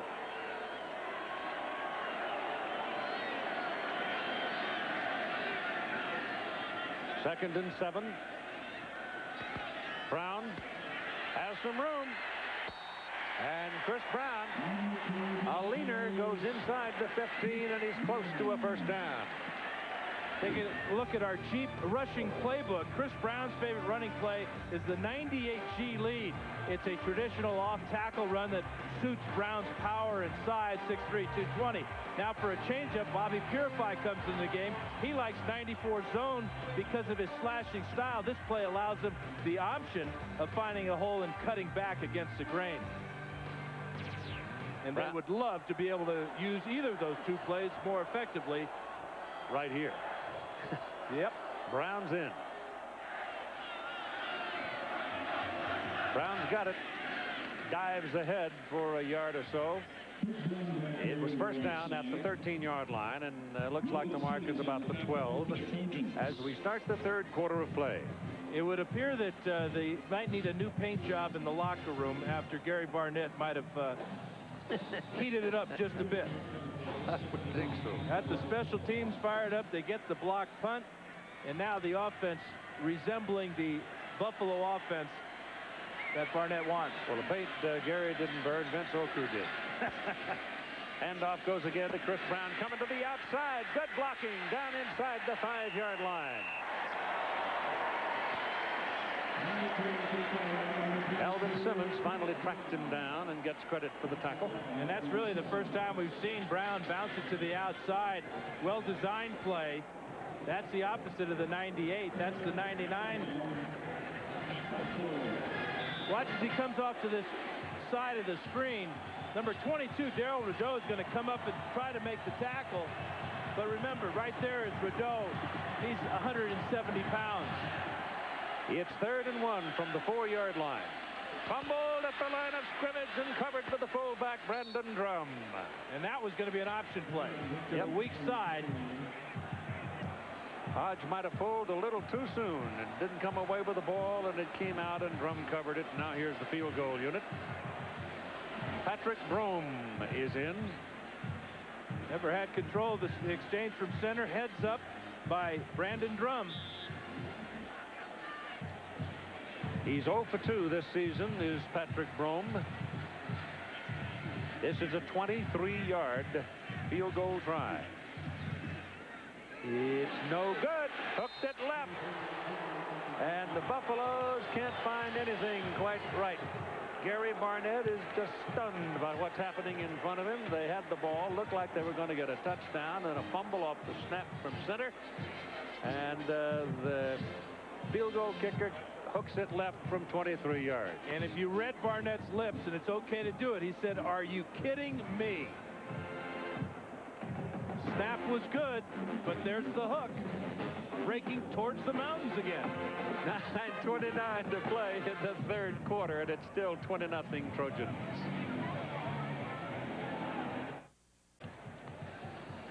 Well, you know, it's turnaround time. The Buffaloes have got to be a little shocked about what just happened to them. But Southern California was not a pretty picture when they came out for their first offensive series either, and didn't get a punt block. So let's see about this.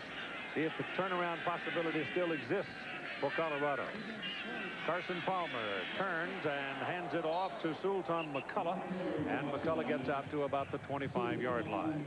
And the one thing we will see from Colorado is they will press the line of scrimmage. They like 8 men in the box anyway. They have to get penetration. They have to force a fumble. They have to get a turnover.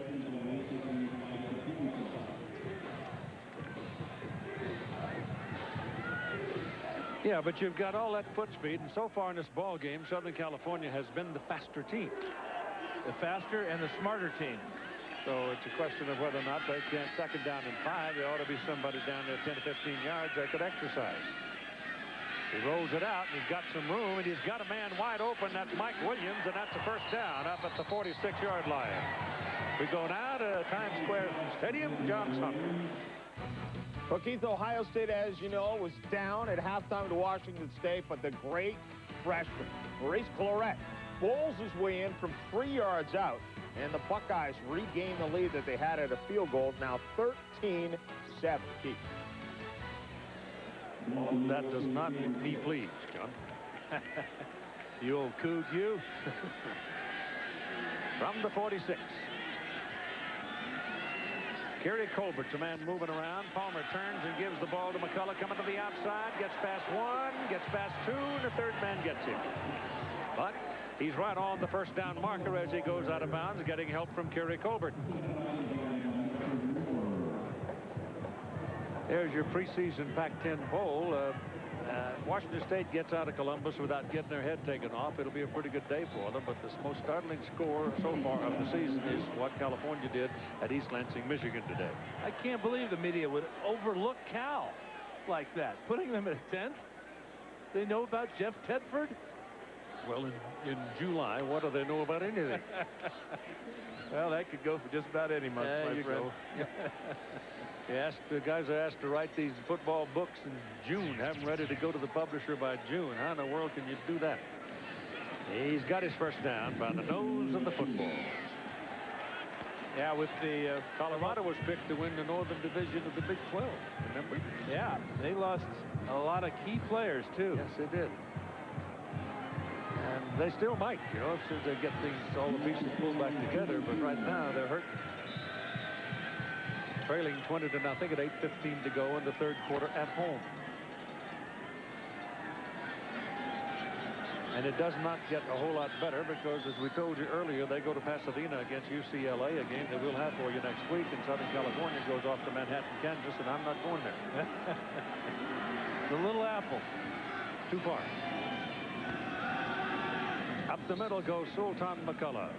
One more time, and right now it's Southern California doing the pounding.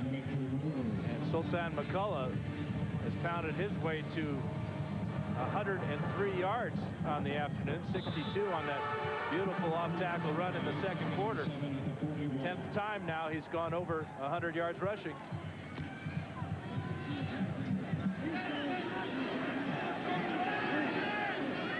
Good offense, good defense for SC. Yep. Palmer chased out of the pocket. Remember, he's 6'6".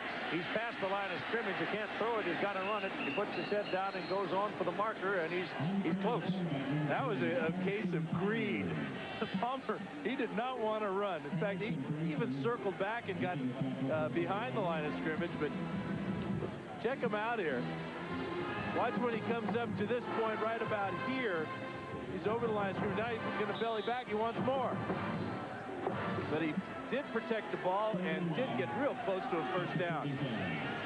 Well, he couldn't have thrown it because once he crossed the line of scrimmage, that was not an option. Colbert's the wide man. This figures run gives us third down to short yard. And it's Sultan McCullough being taken down for a loss. And it'll be fourth down. It was Marcus Harris getting his second big play of the ball game. And I mean, Sultan was juking around looking for a hole, and he just didn't have time to find it. Now, you should clap your hands, Marcus, because it's a great play. He's only 230 pounds, but watch as he knifes in and takes away the cutback of Sultan McCullough. Great play by Marcus Harris. And they'll punt it because it's beyond the pale, I think. No, they're going to go. 4th and 3, and maybe they're going to try and draw him offside. Look how deep this Chad Pearson is. No, they didn't either. He's hammered. Carson Palmer is Colorado gets a penalty. Corey Masoni couldn't look the gift horse in the mouth. He had to get aggressive, and he shoved Palmer's face down into the turf, and the referee was looking right at it and threw a flag right on top of it. I know it might be a grounding call, but if, there should have been a penalty on Masoni. It is a grounding call. On the offense, loss of down, 1st and 10, Colorado. Well, I don't disagree with that call at all, but I thought there could have been another one there because I don't like to see that. Well, the official only has one flag. True. He sees the grounding. Yeah. And actually, you can't blame Masoni there. I can disagree with you, Keith, on that one. I think that was a good play by Masoni because Palmer was up in the air. He made contact, and Palmer's got to come down sometime. That's not what I'm talking about. After he was down, he gave him the old head. The business, huh? After he was on his back.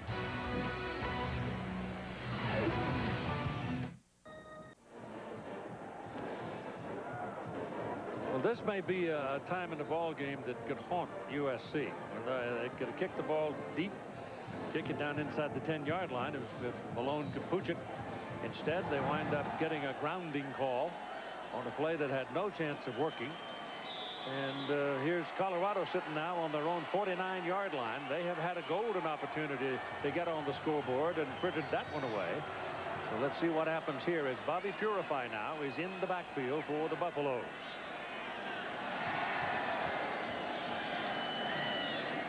Hodge wants to go deep, goes down the sidelines, and it's too long, and there's a penalty flag across the way. The ball was thrown about 2 yards too long with Brian Calhoun running under it.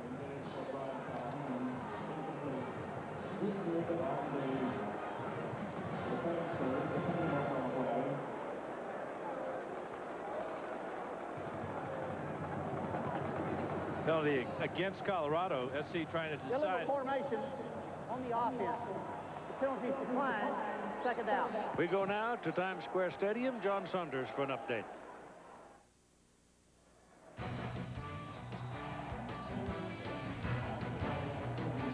I guess we don't. We didn't go. No kidding. From the 49-yard line, it is Chris Brown checking back into the backfield, and Brown is good for 3 yards on the play. On that previous call, Keith, Hodge was trying to get Brian Calhoun deep down the sidelines. He's the freshman running back who's got all the speed. But SC can match the Buffalo speed with ease.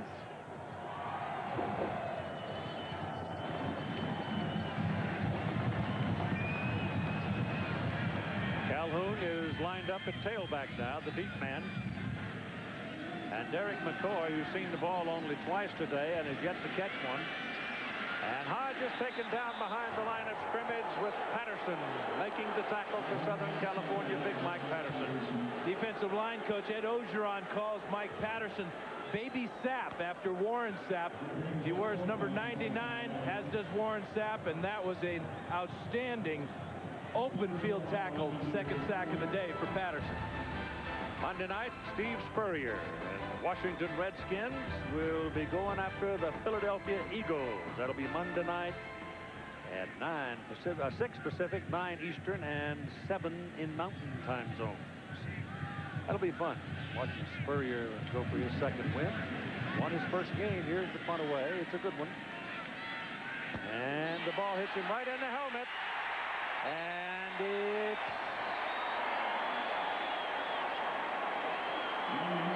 Tufts, I think it is, on the ball for Colorado. It appeared the ball hit Marcel Allman, who was trying to block for Kareem Kelly. Ball came down and hit Kelly right in the head. Now Kelly comes up limping. That's the worst news of it right there. Yeah. Here's Allman working hard, bumps into Kelly. Ball bounces off Kelly's helmet and shoulder pad here, battling the sun as well, but he did not expect his buddy Marcel Allman to run into him. Wow. Well, both teams sloppy here in the 3rd quarter now. USC does not look decisive and dominant like they did in the 1st half.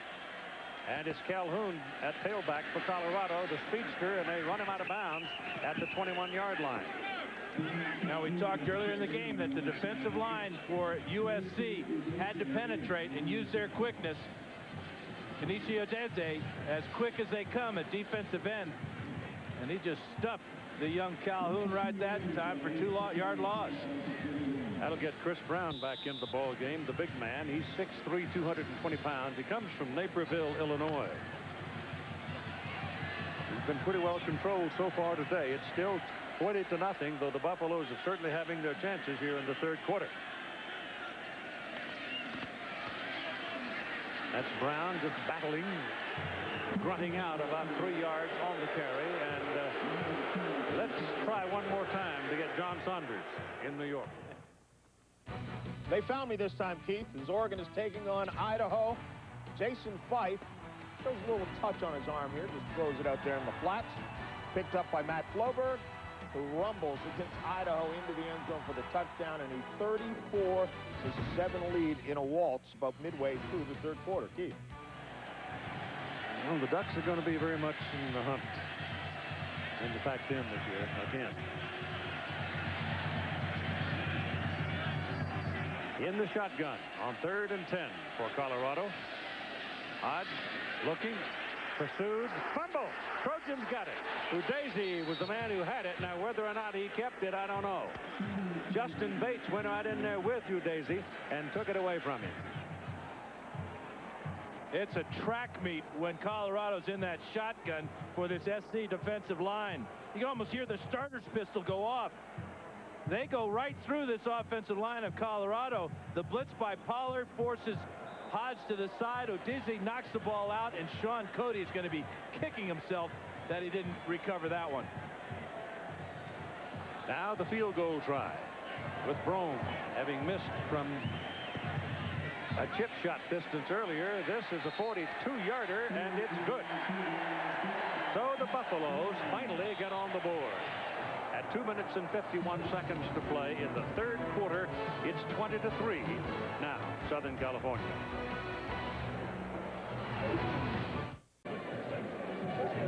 (20-3) now as the Buffaloes finally get on the board. They will kick it off to Southern California, and the Trojan offense has just gone blank here in the third quarter. Marisco will kick off. It's Hershel Dennis and Marcel Alman back to return the kick. High into the end zone, too deep to return. It'll come out for the 20, first down. ABC Sports presentation of college football brought to you by Chrysler. Drive equals love. Discover card. It pays to discover. Gatorade Thirst Quencher. Gatorade, is it in you? And Valvoline's Max Life, the first motor oil formulated for higher mileage engines. USC comes out. Palmer, obviously your quarterback. Malaefou McKenzie lines up in a single back behind him. You got two wideouts. Now goes Kerry Colbert to the top side. Give it to McKenzie. Bounces outside, finds some daylight. Bounces off a tackler and runs for 9 yards. That's similar to the very first offensive play that they ran today when McKenzie went off that left side for 7 yards, bouncing off tacklers. He's an attitude adjuster, isn't he? Yep. He carries that ball. He's all business. And I believe this offensive line and this offense feeds off of his spirit. Well, he's in his 6th year. He's had all kinds of travail during his college years, getting an ultimate chance in his 6th year. Chad Pearson's now in there at fullback. Oh, boy, that's a good play by the Colorado defense. The penetration, and Joey Johnson came bolting through and turned him upside down. College football tonight here on ABC at 8 Eastern and 5 Pacific time. You will have Nebraska and Penn State. Some of you, many of you, and others will see Texas at North Carolina. And they're going to be playing in the rain in North Carolina because it was pouring today in South Carolina, and the storm was moving up the coast. Third down and about 3, looped up to the sidelines. Pass is caught but out of bounds. Oh, they give him the catch. Holy smokes, the guy, he got a foot down. Phil Jackson defending Mike Williams, but there's the value of having a 6'5" receiver. Absolutely right, Keith. That's that jump ball you were asking for earlier in the game. What is impressive is not so much the catch, but the footwork after the catch. Well, that's as close to being out of bounds as you can be, but the head linesman right there. So Williams has 5 catches for 63 yards in the ball game. This is McKenzie. Turns it back into the middle and gets a yard. And let's find out what's happening between the Cougars and the Buckeyes. John? Well, Ohio State coming back in the second half, and things starting to fall apart for Washington State. The snap not even close for Kyle Bassler, over his head. Then he slips to make things even worse at the end of it. It's a safety, and the Buckeyes lead is now 18-17. On the 42-yard line. 2nd down and 9.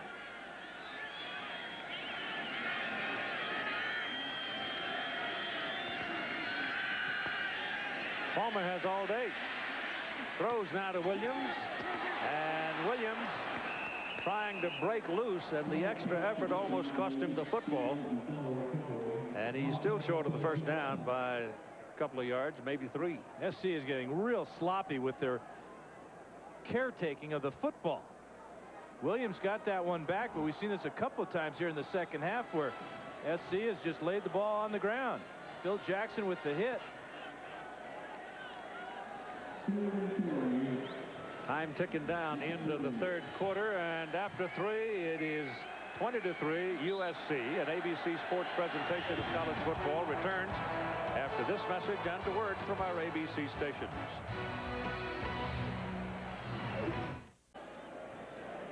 Running score in the ball game to this point, the line score, if you will, with USC leading 20-3. But Colorado's offense still hasn't produced anything. That field goal was set up basically by the defense. First down was utterly dominant for the Trojans, and here they are again. It's 3rd down and 3 now if they want to keep the ball. Palmer throws, and he throws the ball very high, but it is caught by Greg Gunther, the big tight end. He used every inch of that 6'8" frame to pull that thing down for a first down. And you can see Greg Gunther's basketball background. Watch as he posts up the linebacker, toughs inside, and then reaches out with those big hands to make the catch. Tight ends are so valuable over the middle when you have the size, but you also have to have those soft hands that can reach out and make that catch away from the body. The ball is just inside the Colorado 48-yard line with first down Trojan.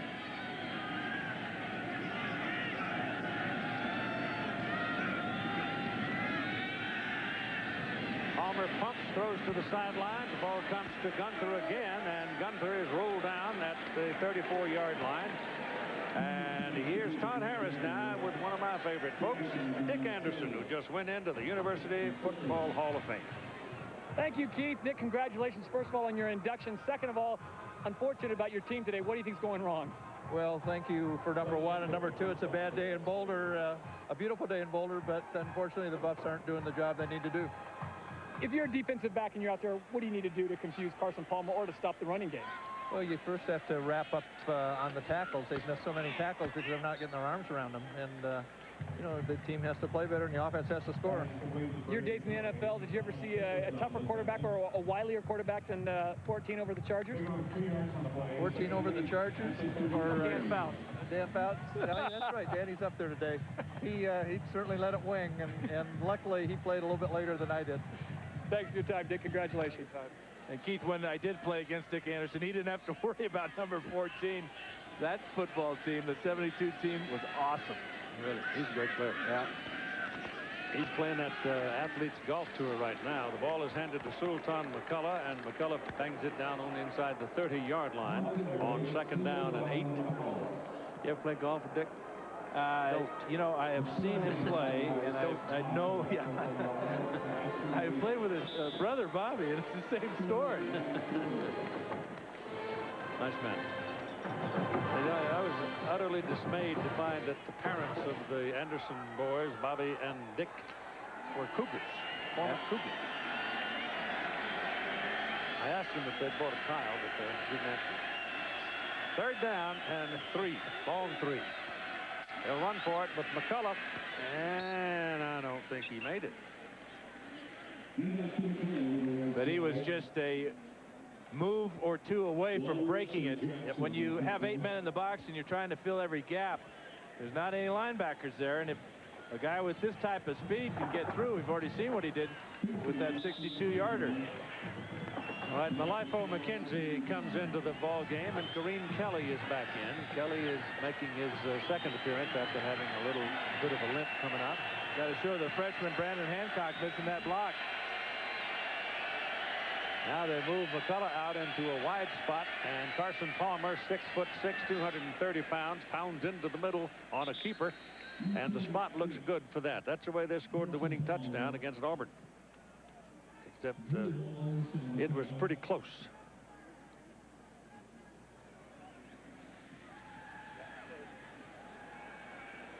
At the conclusion of today's game, we'll select a Chevrolet player of the game from each team. Chevrolet making a $1,000 contribution to each university general scholarship fund. It's the first down for USC. A day of agony for the Buffaloes and their faithful, at least so far. It's 12:05 to go in the game. And it's running. And SC is in no hurry. Palmer, being the veteran quarterback, will let the play clock run down each and every time he comes to the line of scrimmage. McKenzie's the deep back. Buffalo's bouncing around on defense. Palmer throws, pass is caught, and it's inside the 5-yard line with Mike Williams, the wideout to the left side. And let's go back to John Saunders for this update. Keith, Ohio State is really starting to turn it up against Washington State. Watch Krenzel. A little fake and tucks it away. This one looks like he got the ball across for a touchdown. Actually, one official ruled it that way, but they down the ball at the 1. Maurice Clarett, the freshman, goes in for the touchdown, 25-7. Good, John. First and goal at the 4 for the Trojans. And it's McKenzie short of the goal line by a tad. Tyler Brayton. I called him Bobo's nephew. It's Bobo's grandson. Big guy, 6'6", 270 pounds. And again, they're trying to hit off that left side behind Jacob Rogers and Lenny Vandermeer. A lot of success on the ground for SC today because they are totally balanced on offense. How about the young freshman wide receiver Mike Williams with 90 yards of receptions on 7 catches. Trojans taking their time, pounding it down the field. And it's Palmer again on the quarterback sneak, and he goes in for the touchdown. No zebra showing his arms, but no, he's in there. There it is. The suspense was killing me. I mean, he was in there for about an hour, wasn't it? It seemed like it. How about a 14-play, 80-yard drive? Not bad. Buffaloes are probably so frustrated now that's damaged their will some, but they just haven't. They've been without luck all the entire day. And they haven't executed either. Here's the extra point. This time he gets it up in the air, and it is good. And it's a 27-3 Southern California lead over Colorado at 10:24 to go in the game.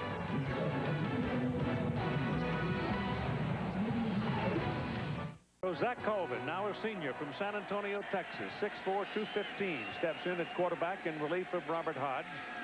And the Buffaloes, trailing by 24 points, run the ball to the left side with Brian Calhoun.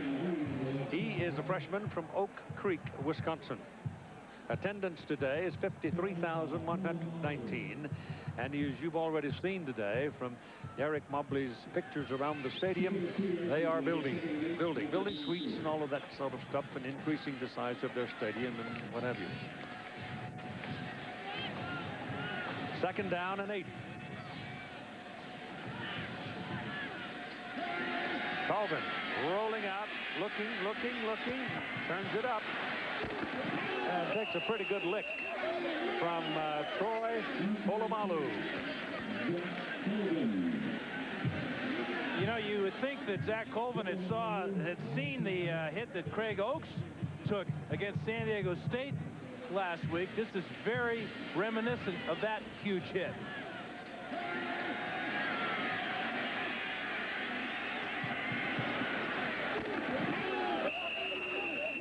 Wow.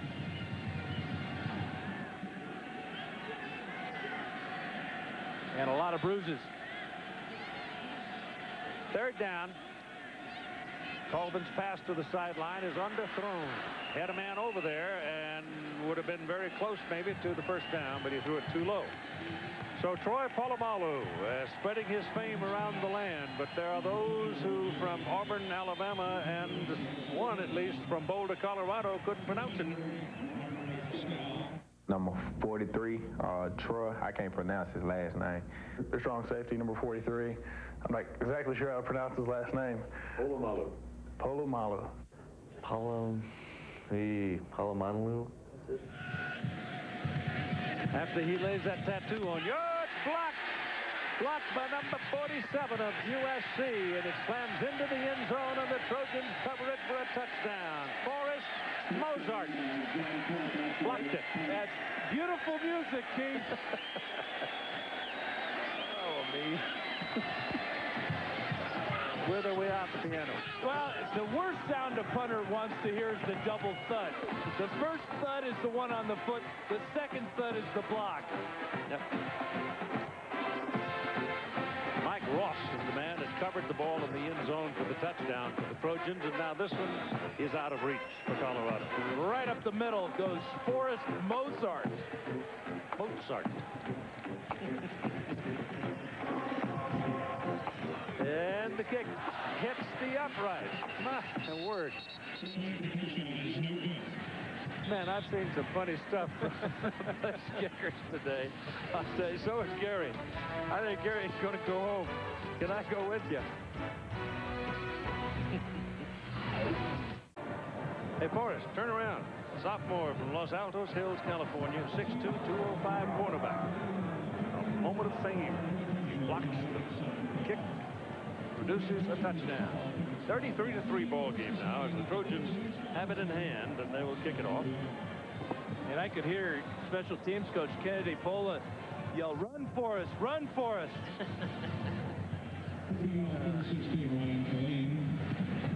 Oh, Skitter goes out of bounds. It'll be Colorado ball, 35-yard line. The kickers now were brilliant early in the ball game, punters, but now nobody's having any luck kicking that ball. Take a look at our Pacific Life game summary. It's been all defense for USC. Kick out of Troy Polamalu with the stop of Chris Brown here. Then Mike Patterson with the sack on Hodge. Kenichi Udeze gets into the action here, forcing the fumble. And then how about Forrest Mozart with the block punt to set up the latest touchdown for SC. 58 total yards in the ball game for Colorado. 4 yards in that third quarter. Foot speed, foot speed, foot speed. Trojans have just simply about run them all day. There's the speedster out of the backfield, Brian Calhoun, coming around the corner for Colorado, and he's going to have about 5 yards. Justin Wyatt, another freshman for SC, brought him down, cornerback. We talked about the time that SC had to prepare for this game. They played 12 days ago against Auburn. They used their time wisely by getting some freshmen ready for this game, but also their game plans on offense and defense have been flawless. Play got a little sloppy in the third quarter, but they've been totally dominant on both sides of the ball. Stay with Calhoun. He disappears under the pile at the 40-yard line. And you wonder about Colorado going into Pasadena next week against UCLA. UCLA plays a similar style of ball. Pac-10 is about speed. All the Buffaloes have to do is remember the Fiesta Bowl and the speed they saw in the Oregon Ducks.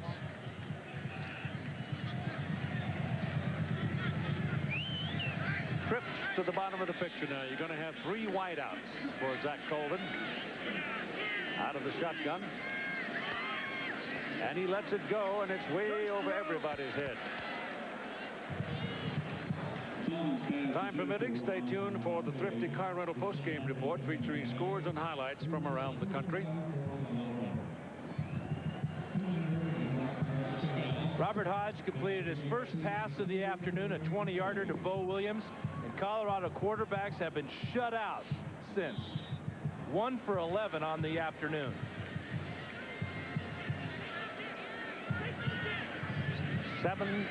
This is the 8th punt of the ball game for Mark Mariscal. He's had a good day. Got a little heat on that one, but still rockets it out of there and all the way into the end zone. 60 yards. So he's been around that 60 mark 1, 2, 3, 4 times today. Pretty good.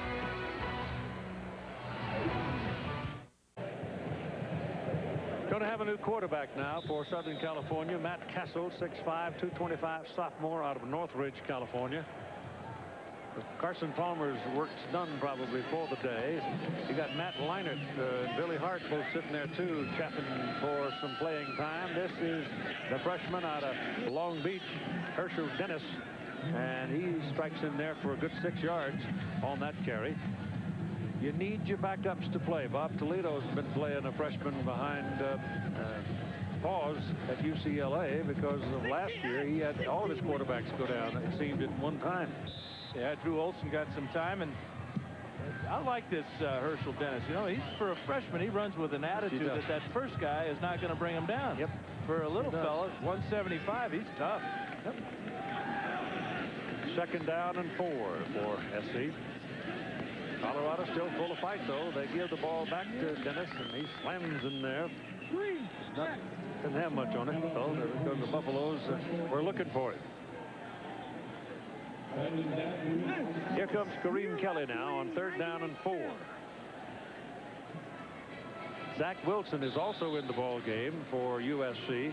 He would have been the most experienced of the offensive linemen, but he's had a sprained foot so far and hasn't been able to play much. Once they get him healthy, that can only help.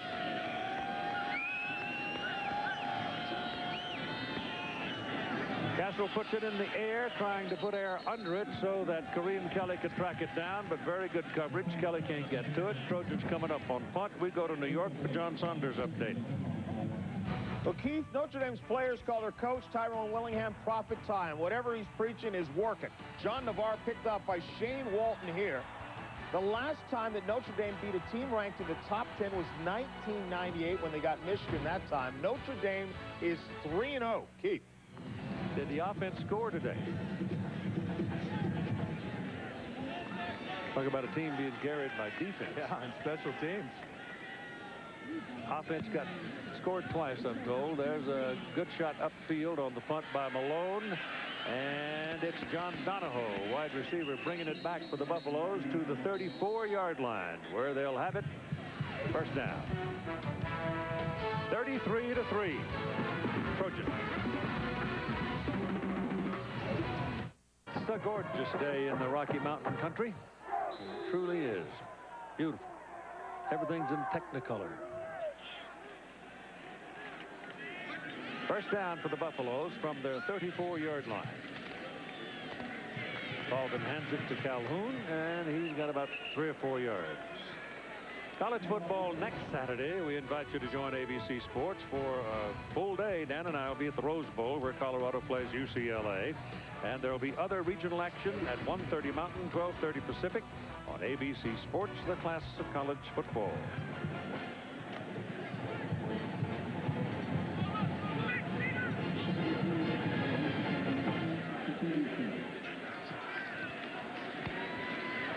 Little swing out to Calhoun out of the backfield. Tailback gets away from one, but the third one plants him on the 40. Yeah, USC is going to improve to 2-0 on this season. They'll be tested next week at Kansas State, and then the fun begins in the Pac-10. The Beavers, who haven't won at the Colisuem, it seems like forever, will be their first test. Well, they gave it away last year. Yes, they did. You know what, Keith? I think that the Trojans are responding to these new jerseys in a very positive fashion, if you will. They've also been pretty well coached in getting them up to this point. This is the best-looking USC team I've seen now in several years. Question is whether they can keep it rolling. Pressure coming. Colvin's in trouble. Ball comes out. Beanbag thrown. Picked up by the Trojans. And down inside the 10-yard line. LaJuan Ramsey. Big old number 52 rumbling down the field with it. And now it's just a matter of running out the clock. First executive producer of ABC Sports is Howard Katz. Senior producer of ABC Sports is Bob Toms. As we look at the replay, Ramsey pick it up and go on down the field with it. It's finally dragged down. And they've marked it on the 9-yard line.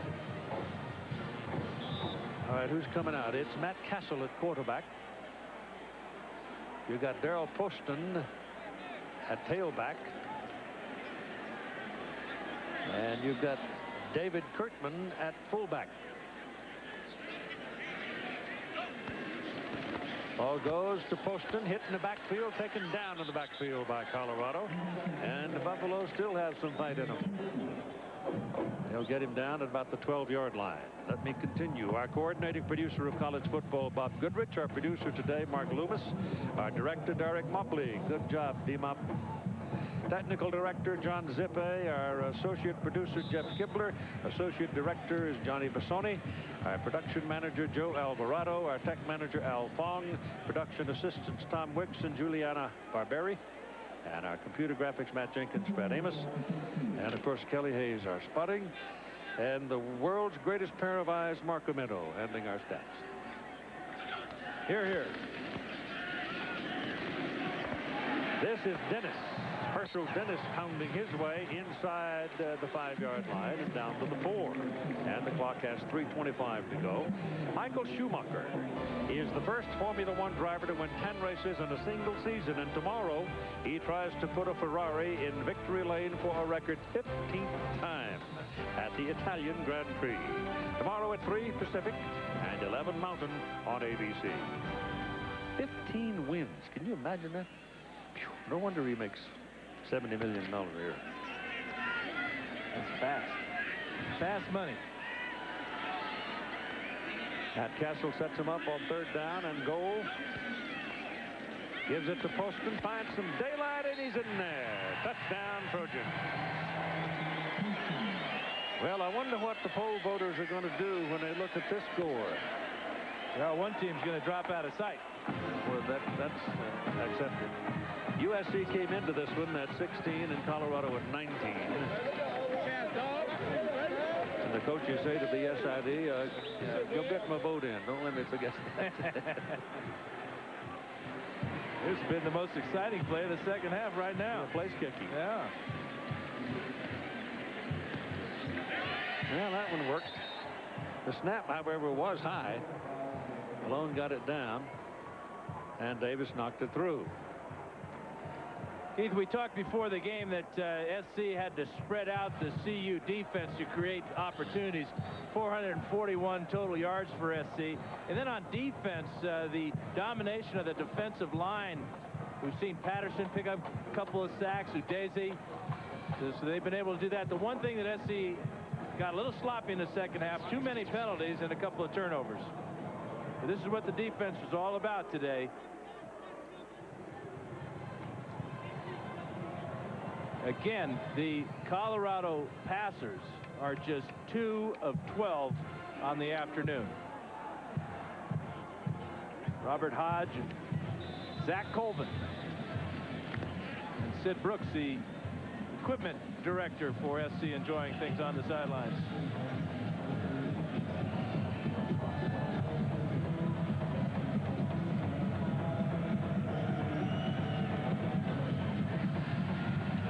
Colleen hits it, and he'd take this one to the end zone as well. Way back there for Calhoun. He wants to come, but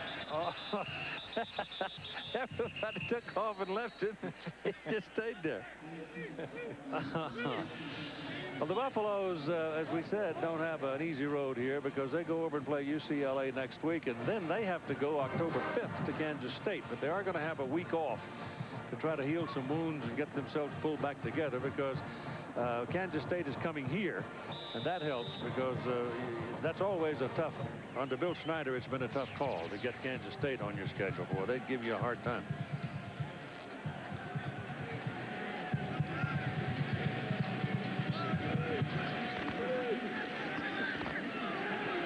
Nothing there. And really more of a concession call by Gary Barnett with 2.5 minutes to go. This one has been over for a long, long time. Yeah, that one says zip up your binocular case. The bus is warming up. Tough day for Robert Hodge. Plucky guy, but it just didn't work very well. And didn't Todd Harris say it's a tough day in Boulder when, as he was quoting Gary Barnett, when your punter is your best player? Best player, yeah. Well, they're going to run the ball and run out the clock, and I'm sure Southern California will do the same thing because there's only 1:55 left to play in the game. And today's Chevrolet players of the game are Sultan McCullough for Southern California, 15 carries, 110 yards, and a touchdown. And for Colorado, I've taken the coach's word for it. Mark Marisco, the punter, 57.4 average on 8 punts. That ain't bad. That ain't good either. No, too many punts. Too many punts. I mean, the Buffaloes, they're not even going to get 100 yards in total offense today. They may not get 62 yards in total offense. Calvin throws this one wide of the intended receiver. And they'll punt it. That one wasn't close to anybody. And I'm told that this 60 yards of total offense for Colorado is the 5th worst in their history. I'll give a lot of credit to the men from Troy, though. Well, it's the worst loss of since Gary Barnett and his staff have been here, and it's the worst loss since 1992 when Nebraska beat them 52-7. This is a team, mind you, that a lot of people thought could win the Northern Division of the Big 12 again this year. They won the conference championship last year. This is John Torp. And the ball was tipped as it left the punter, and no penalty on the punter being knocked down, and the ball has a tremendous roll as it goes all the way down to the 16-yard line. Dallas Sartz almost got a block. He did deflect the ball, but it still went a mile. 64 yards. I mean, that's a deflected punt. 64 yards. 5th punt today that's gone better than 60 yards. Now Southern California will run out the clock at 54 seconds remaining in the ball game. And it was not a competitive game. It just simply wasn't. That's the truth of it. Nope. First drive, SC got the ball, went 80 yards. And the domination just continued. The Washington State bubble burst today with rather dramatic fashion in Columbus, Ohio as well. The most startling score of the day had to be California beating Michigan State at East Lansing and beating them roundly. UCLA is playing tonight at Oklahoma State, is it? Yep. And Oregon having a good day of it against Idaho, and Oregon State is up against Fresno State, I guess it is, tonight. Oregon State plays UNLV. UNLV. John Robinson, head coach for the Rebels. Yep. But California, quite a day for Jeff Tetra. They put a knee down as Matt Leinert's in there at quarterback now for them, and that's going to get the clock rolling and run it out for a final score of Southern California 40 and the Colorado Buffaloes 3. So it's a big win for Pete Carroll and his Trojans. They are now 2-0, and Colorado goes to 1-2. We'll be right back.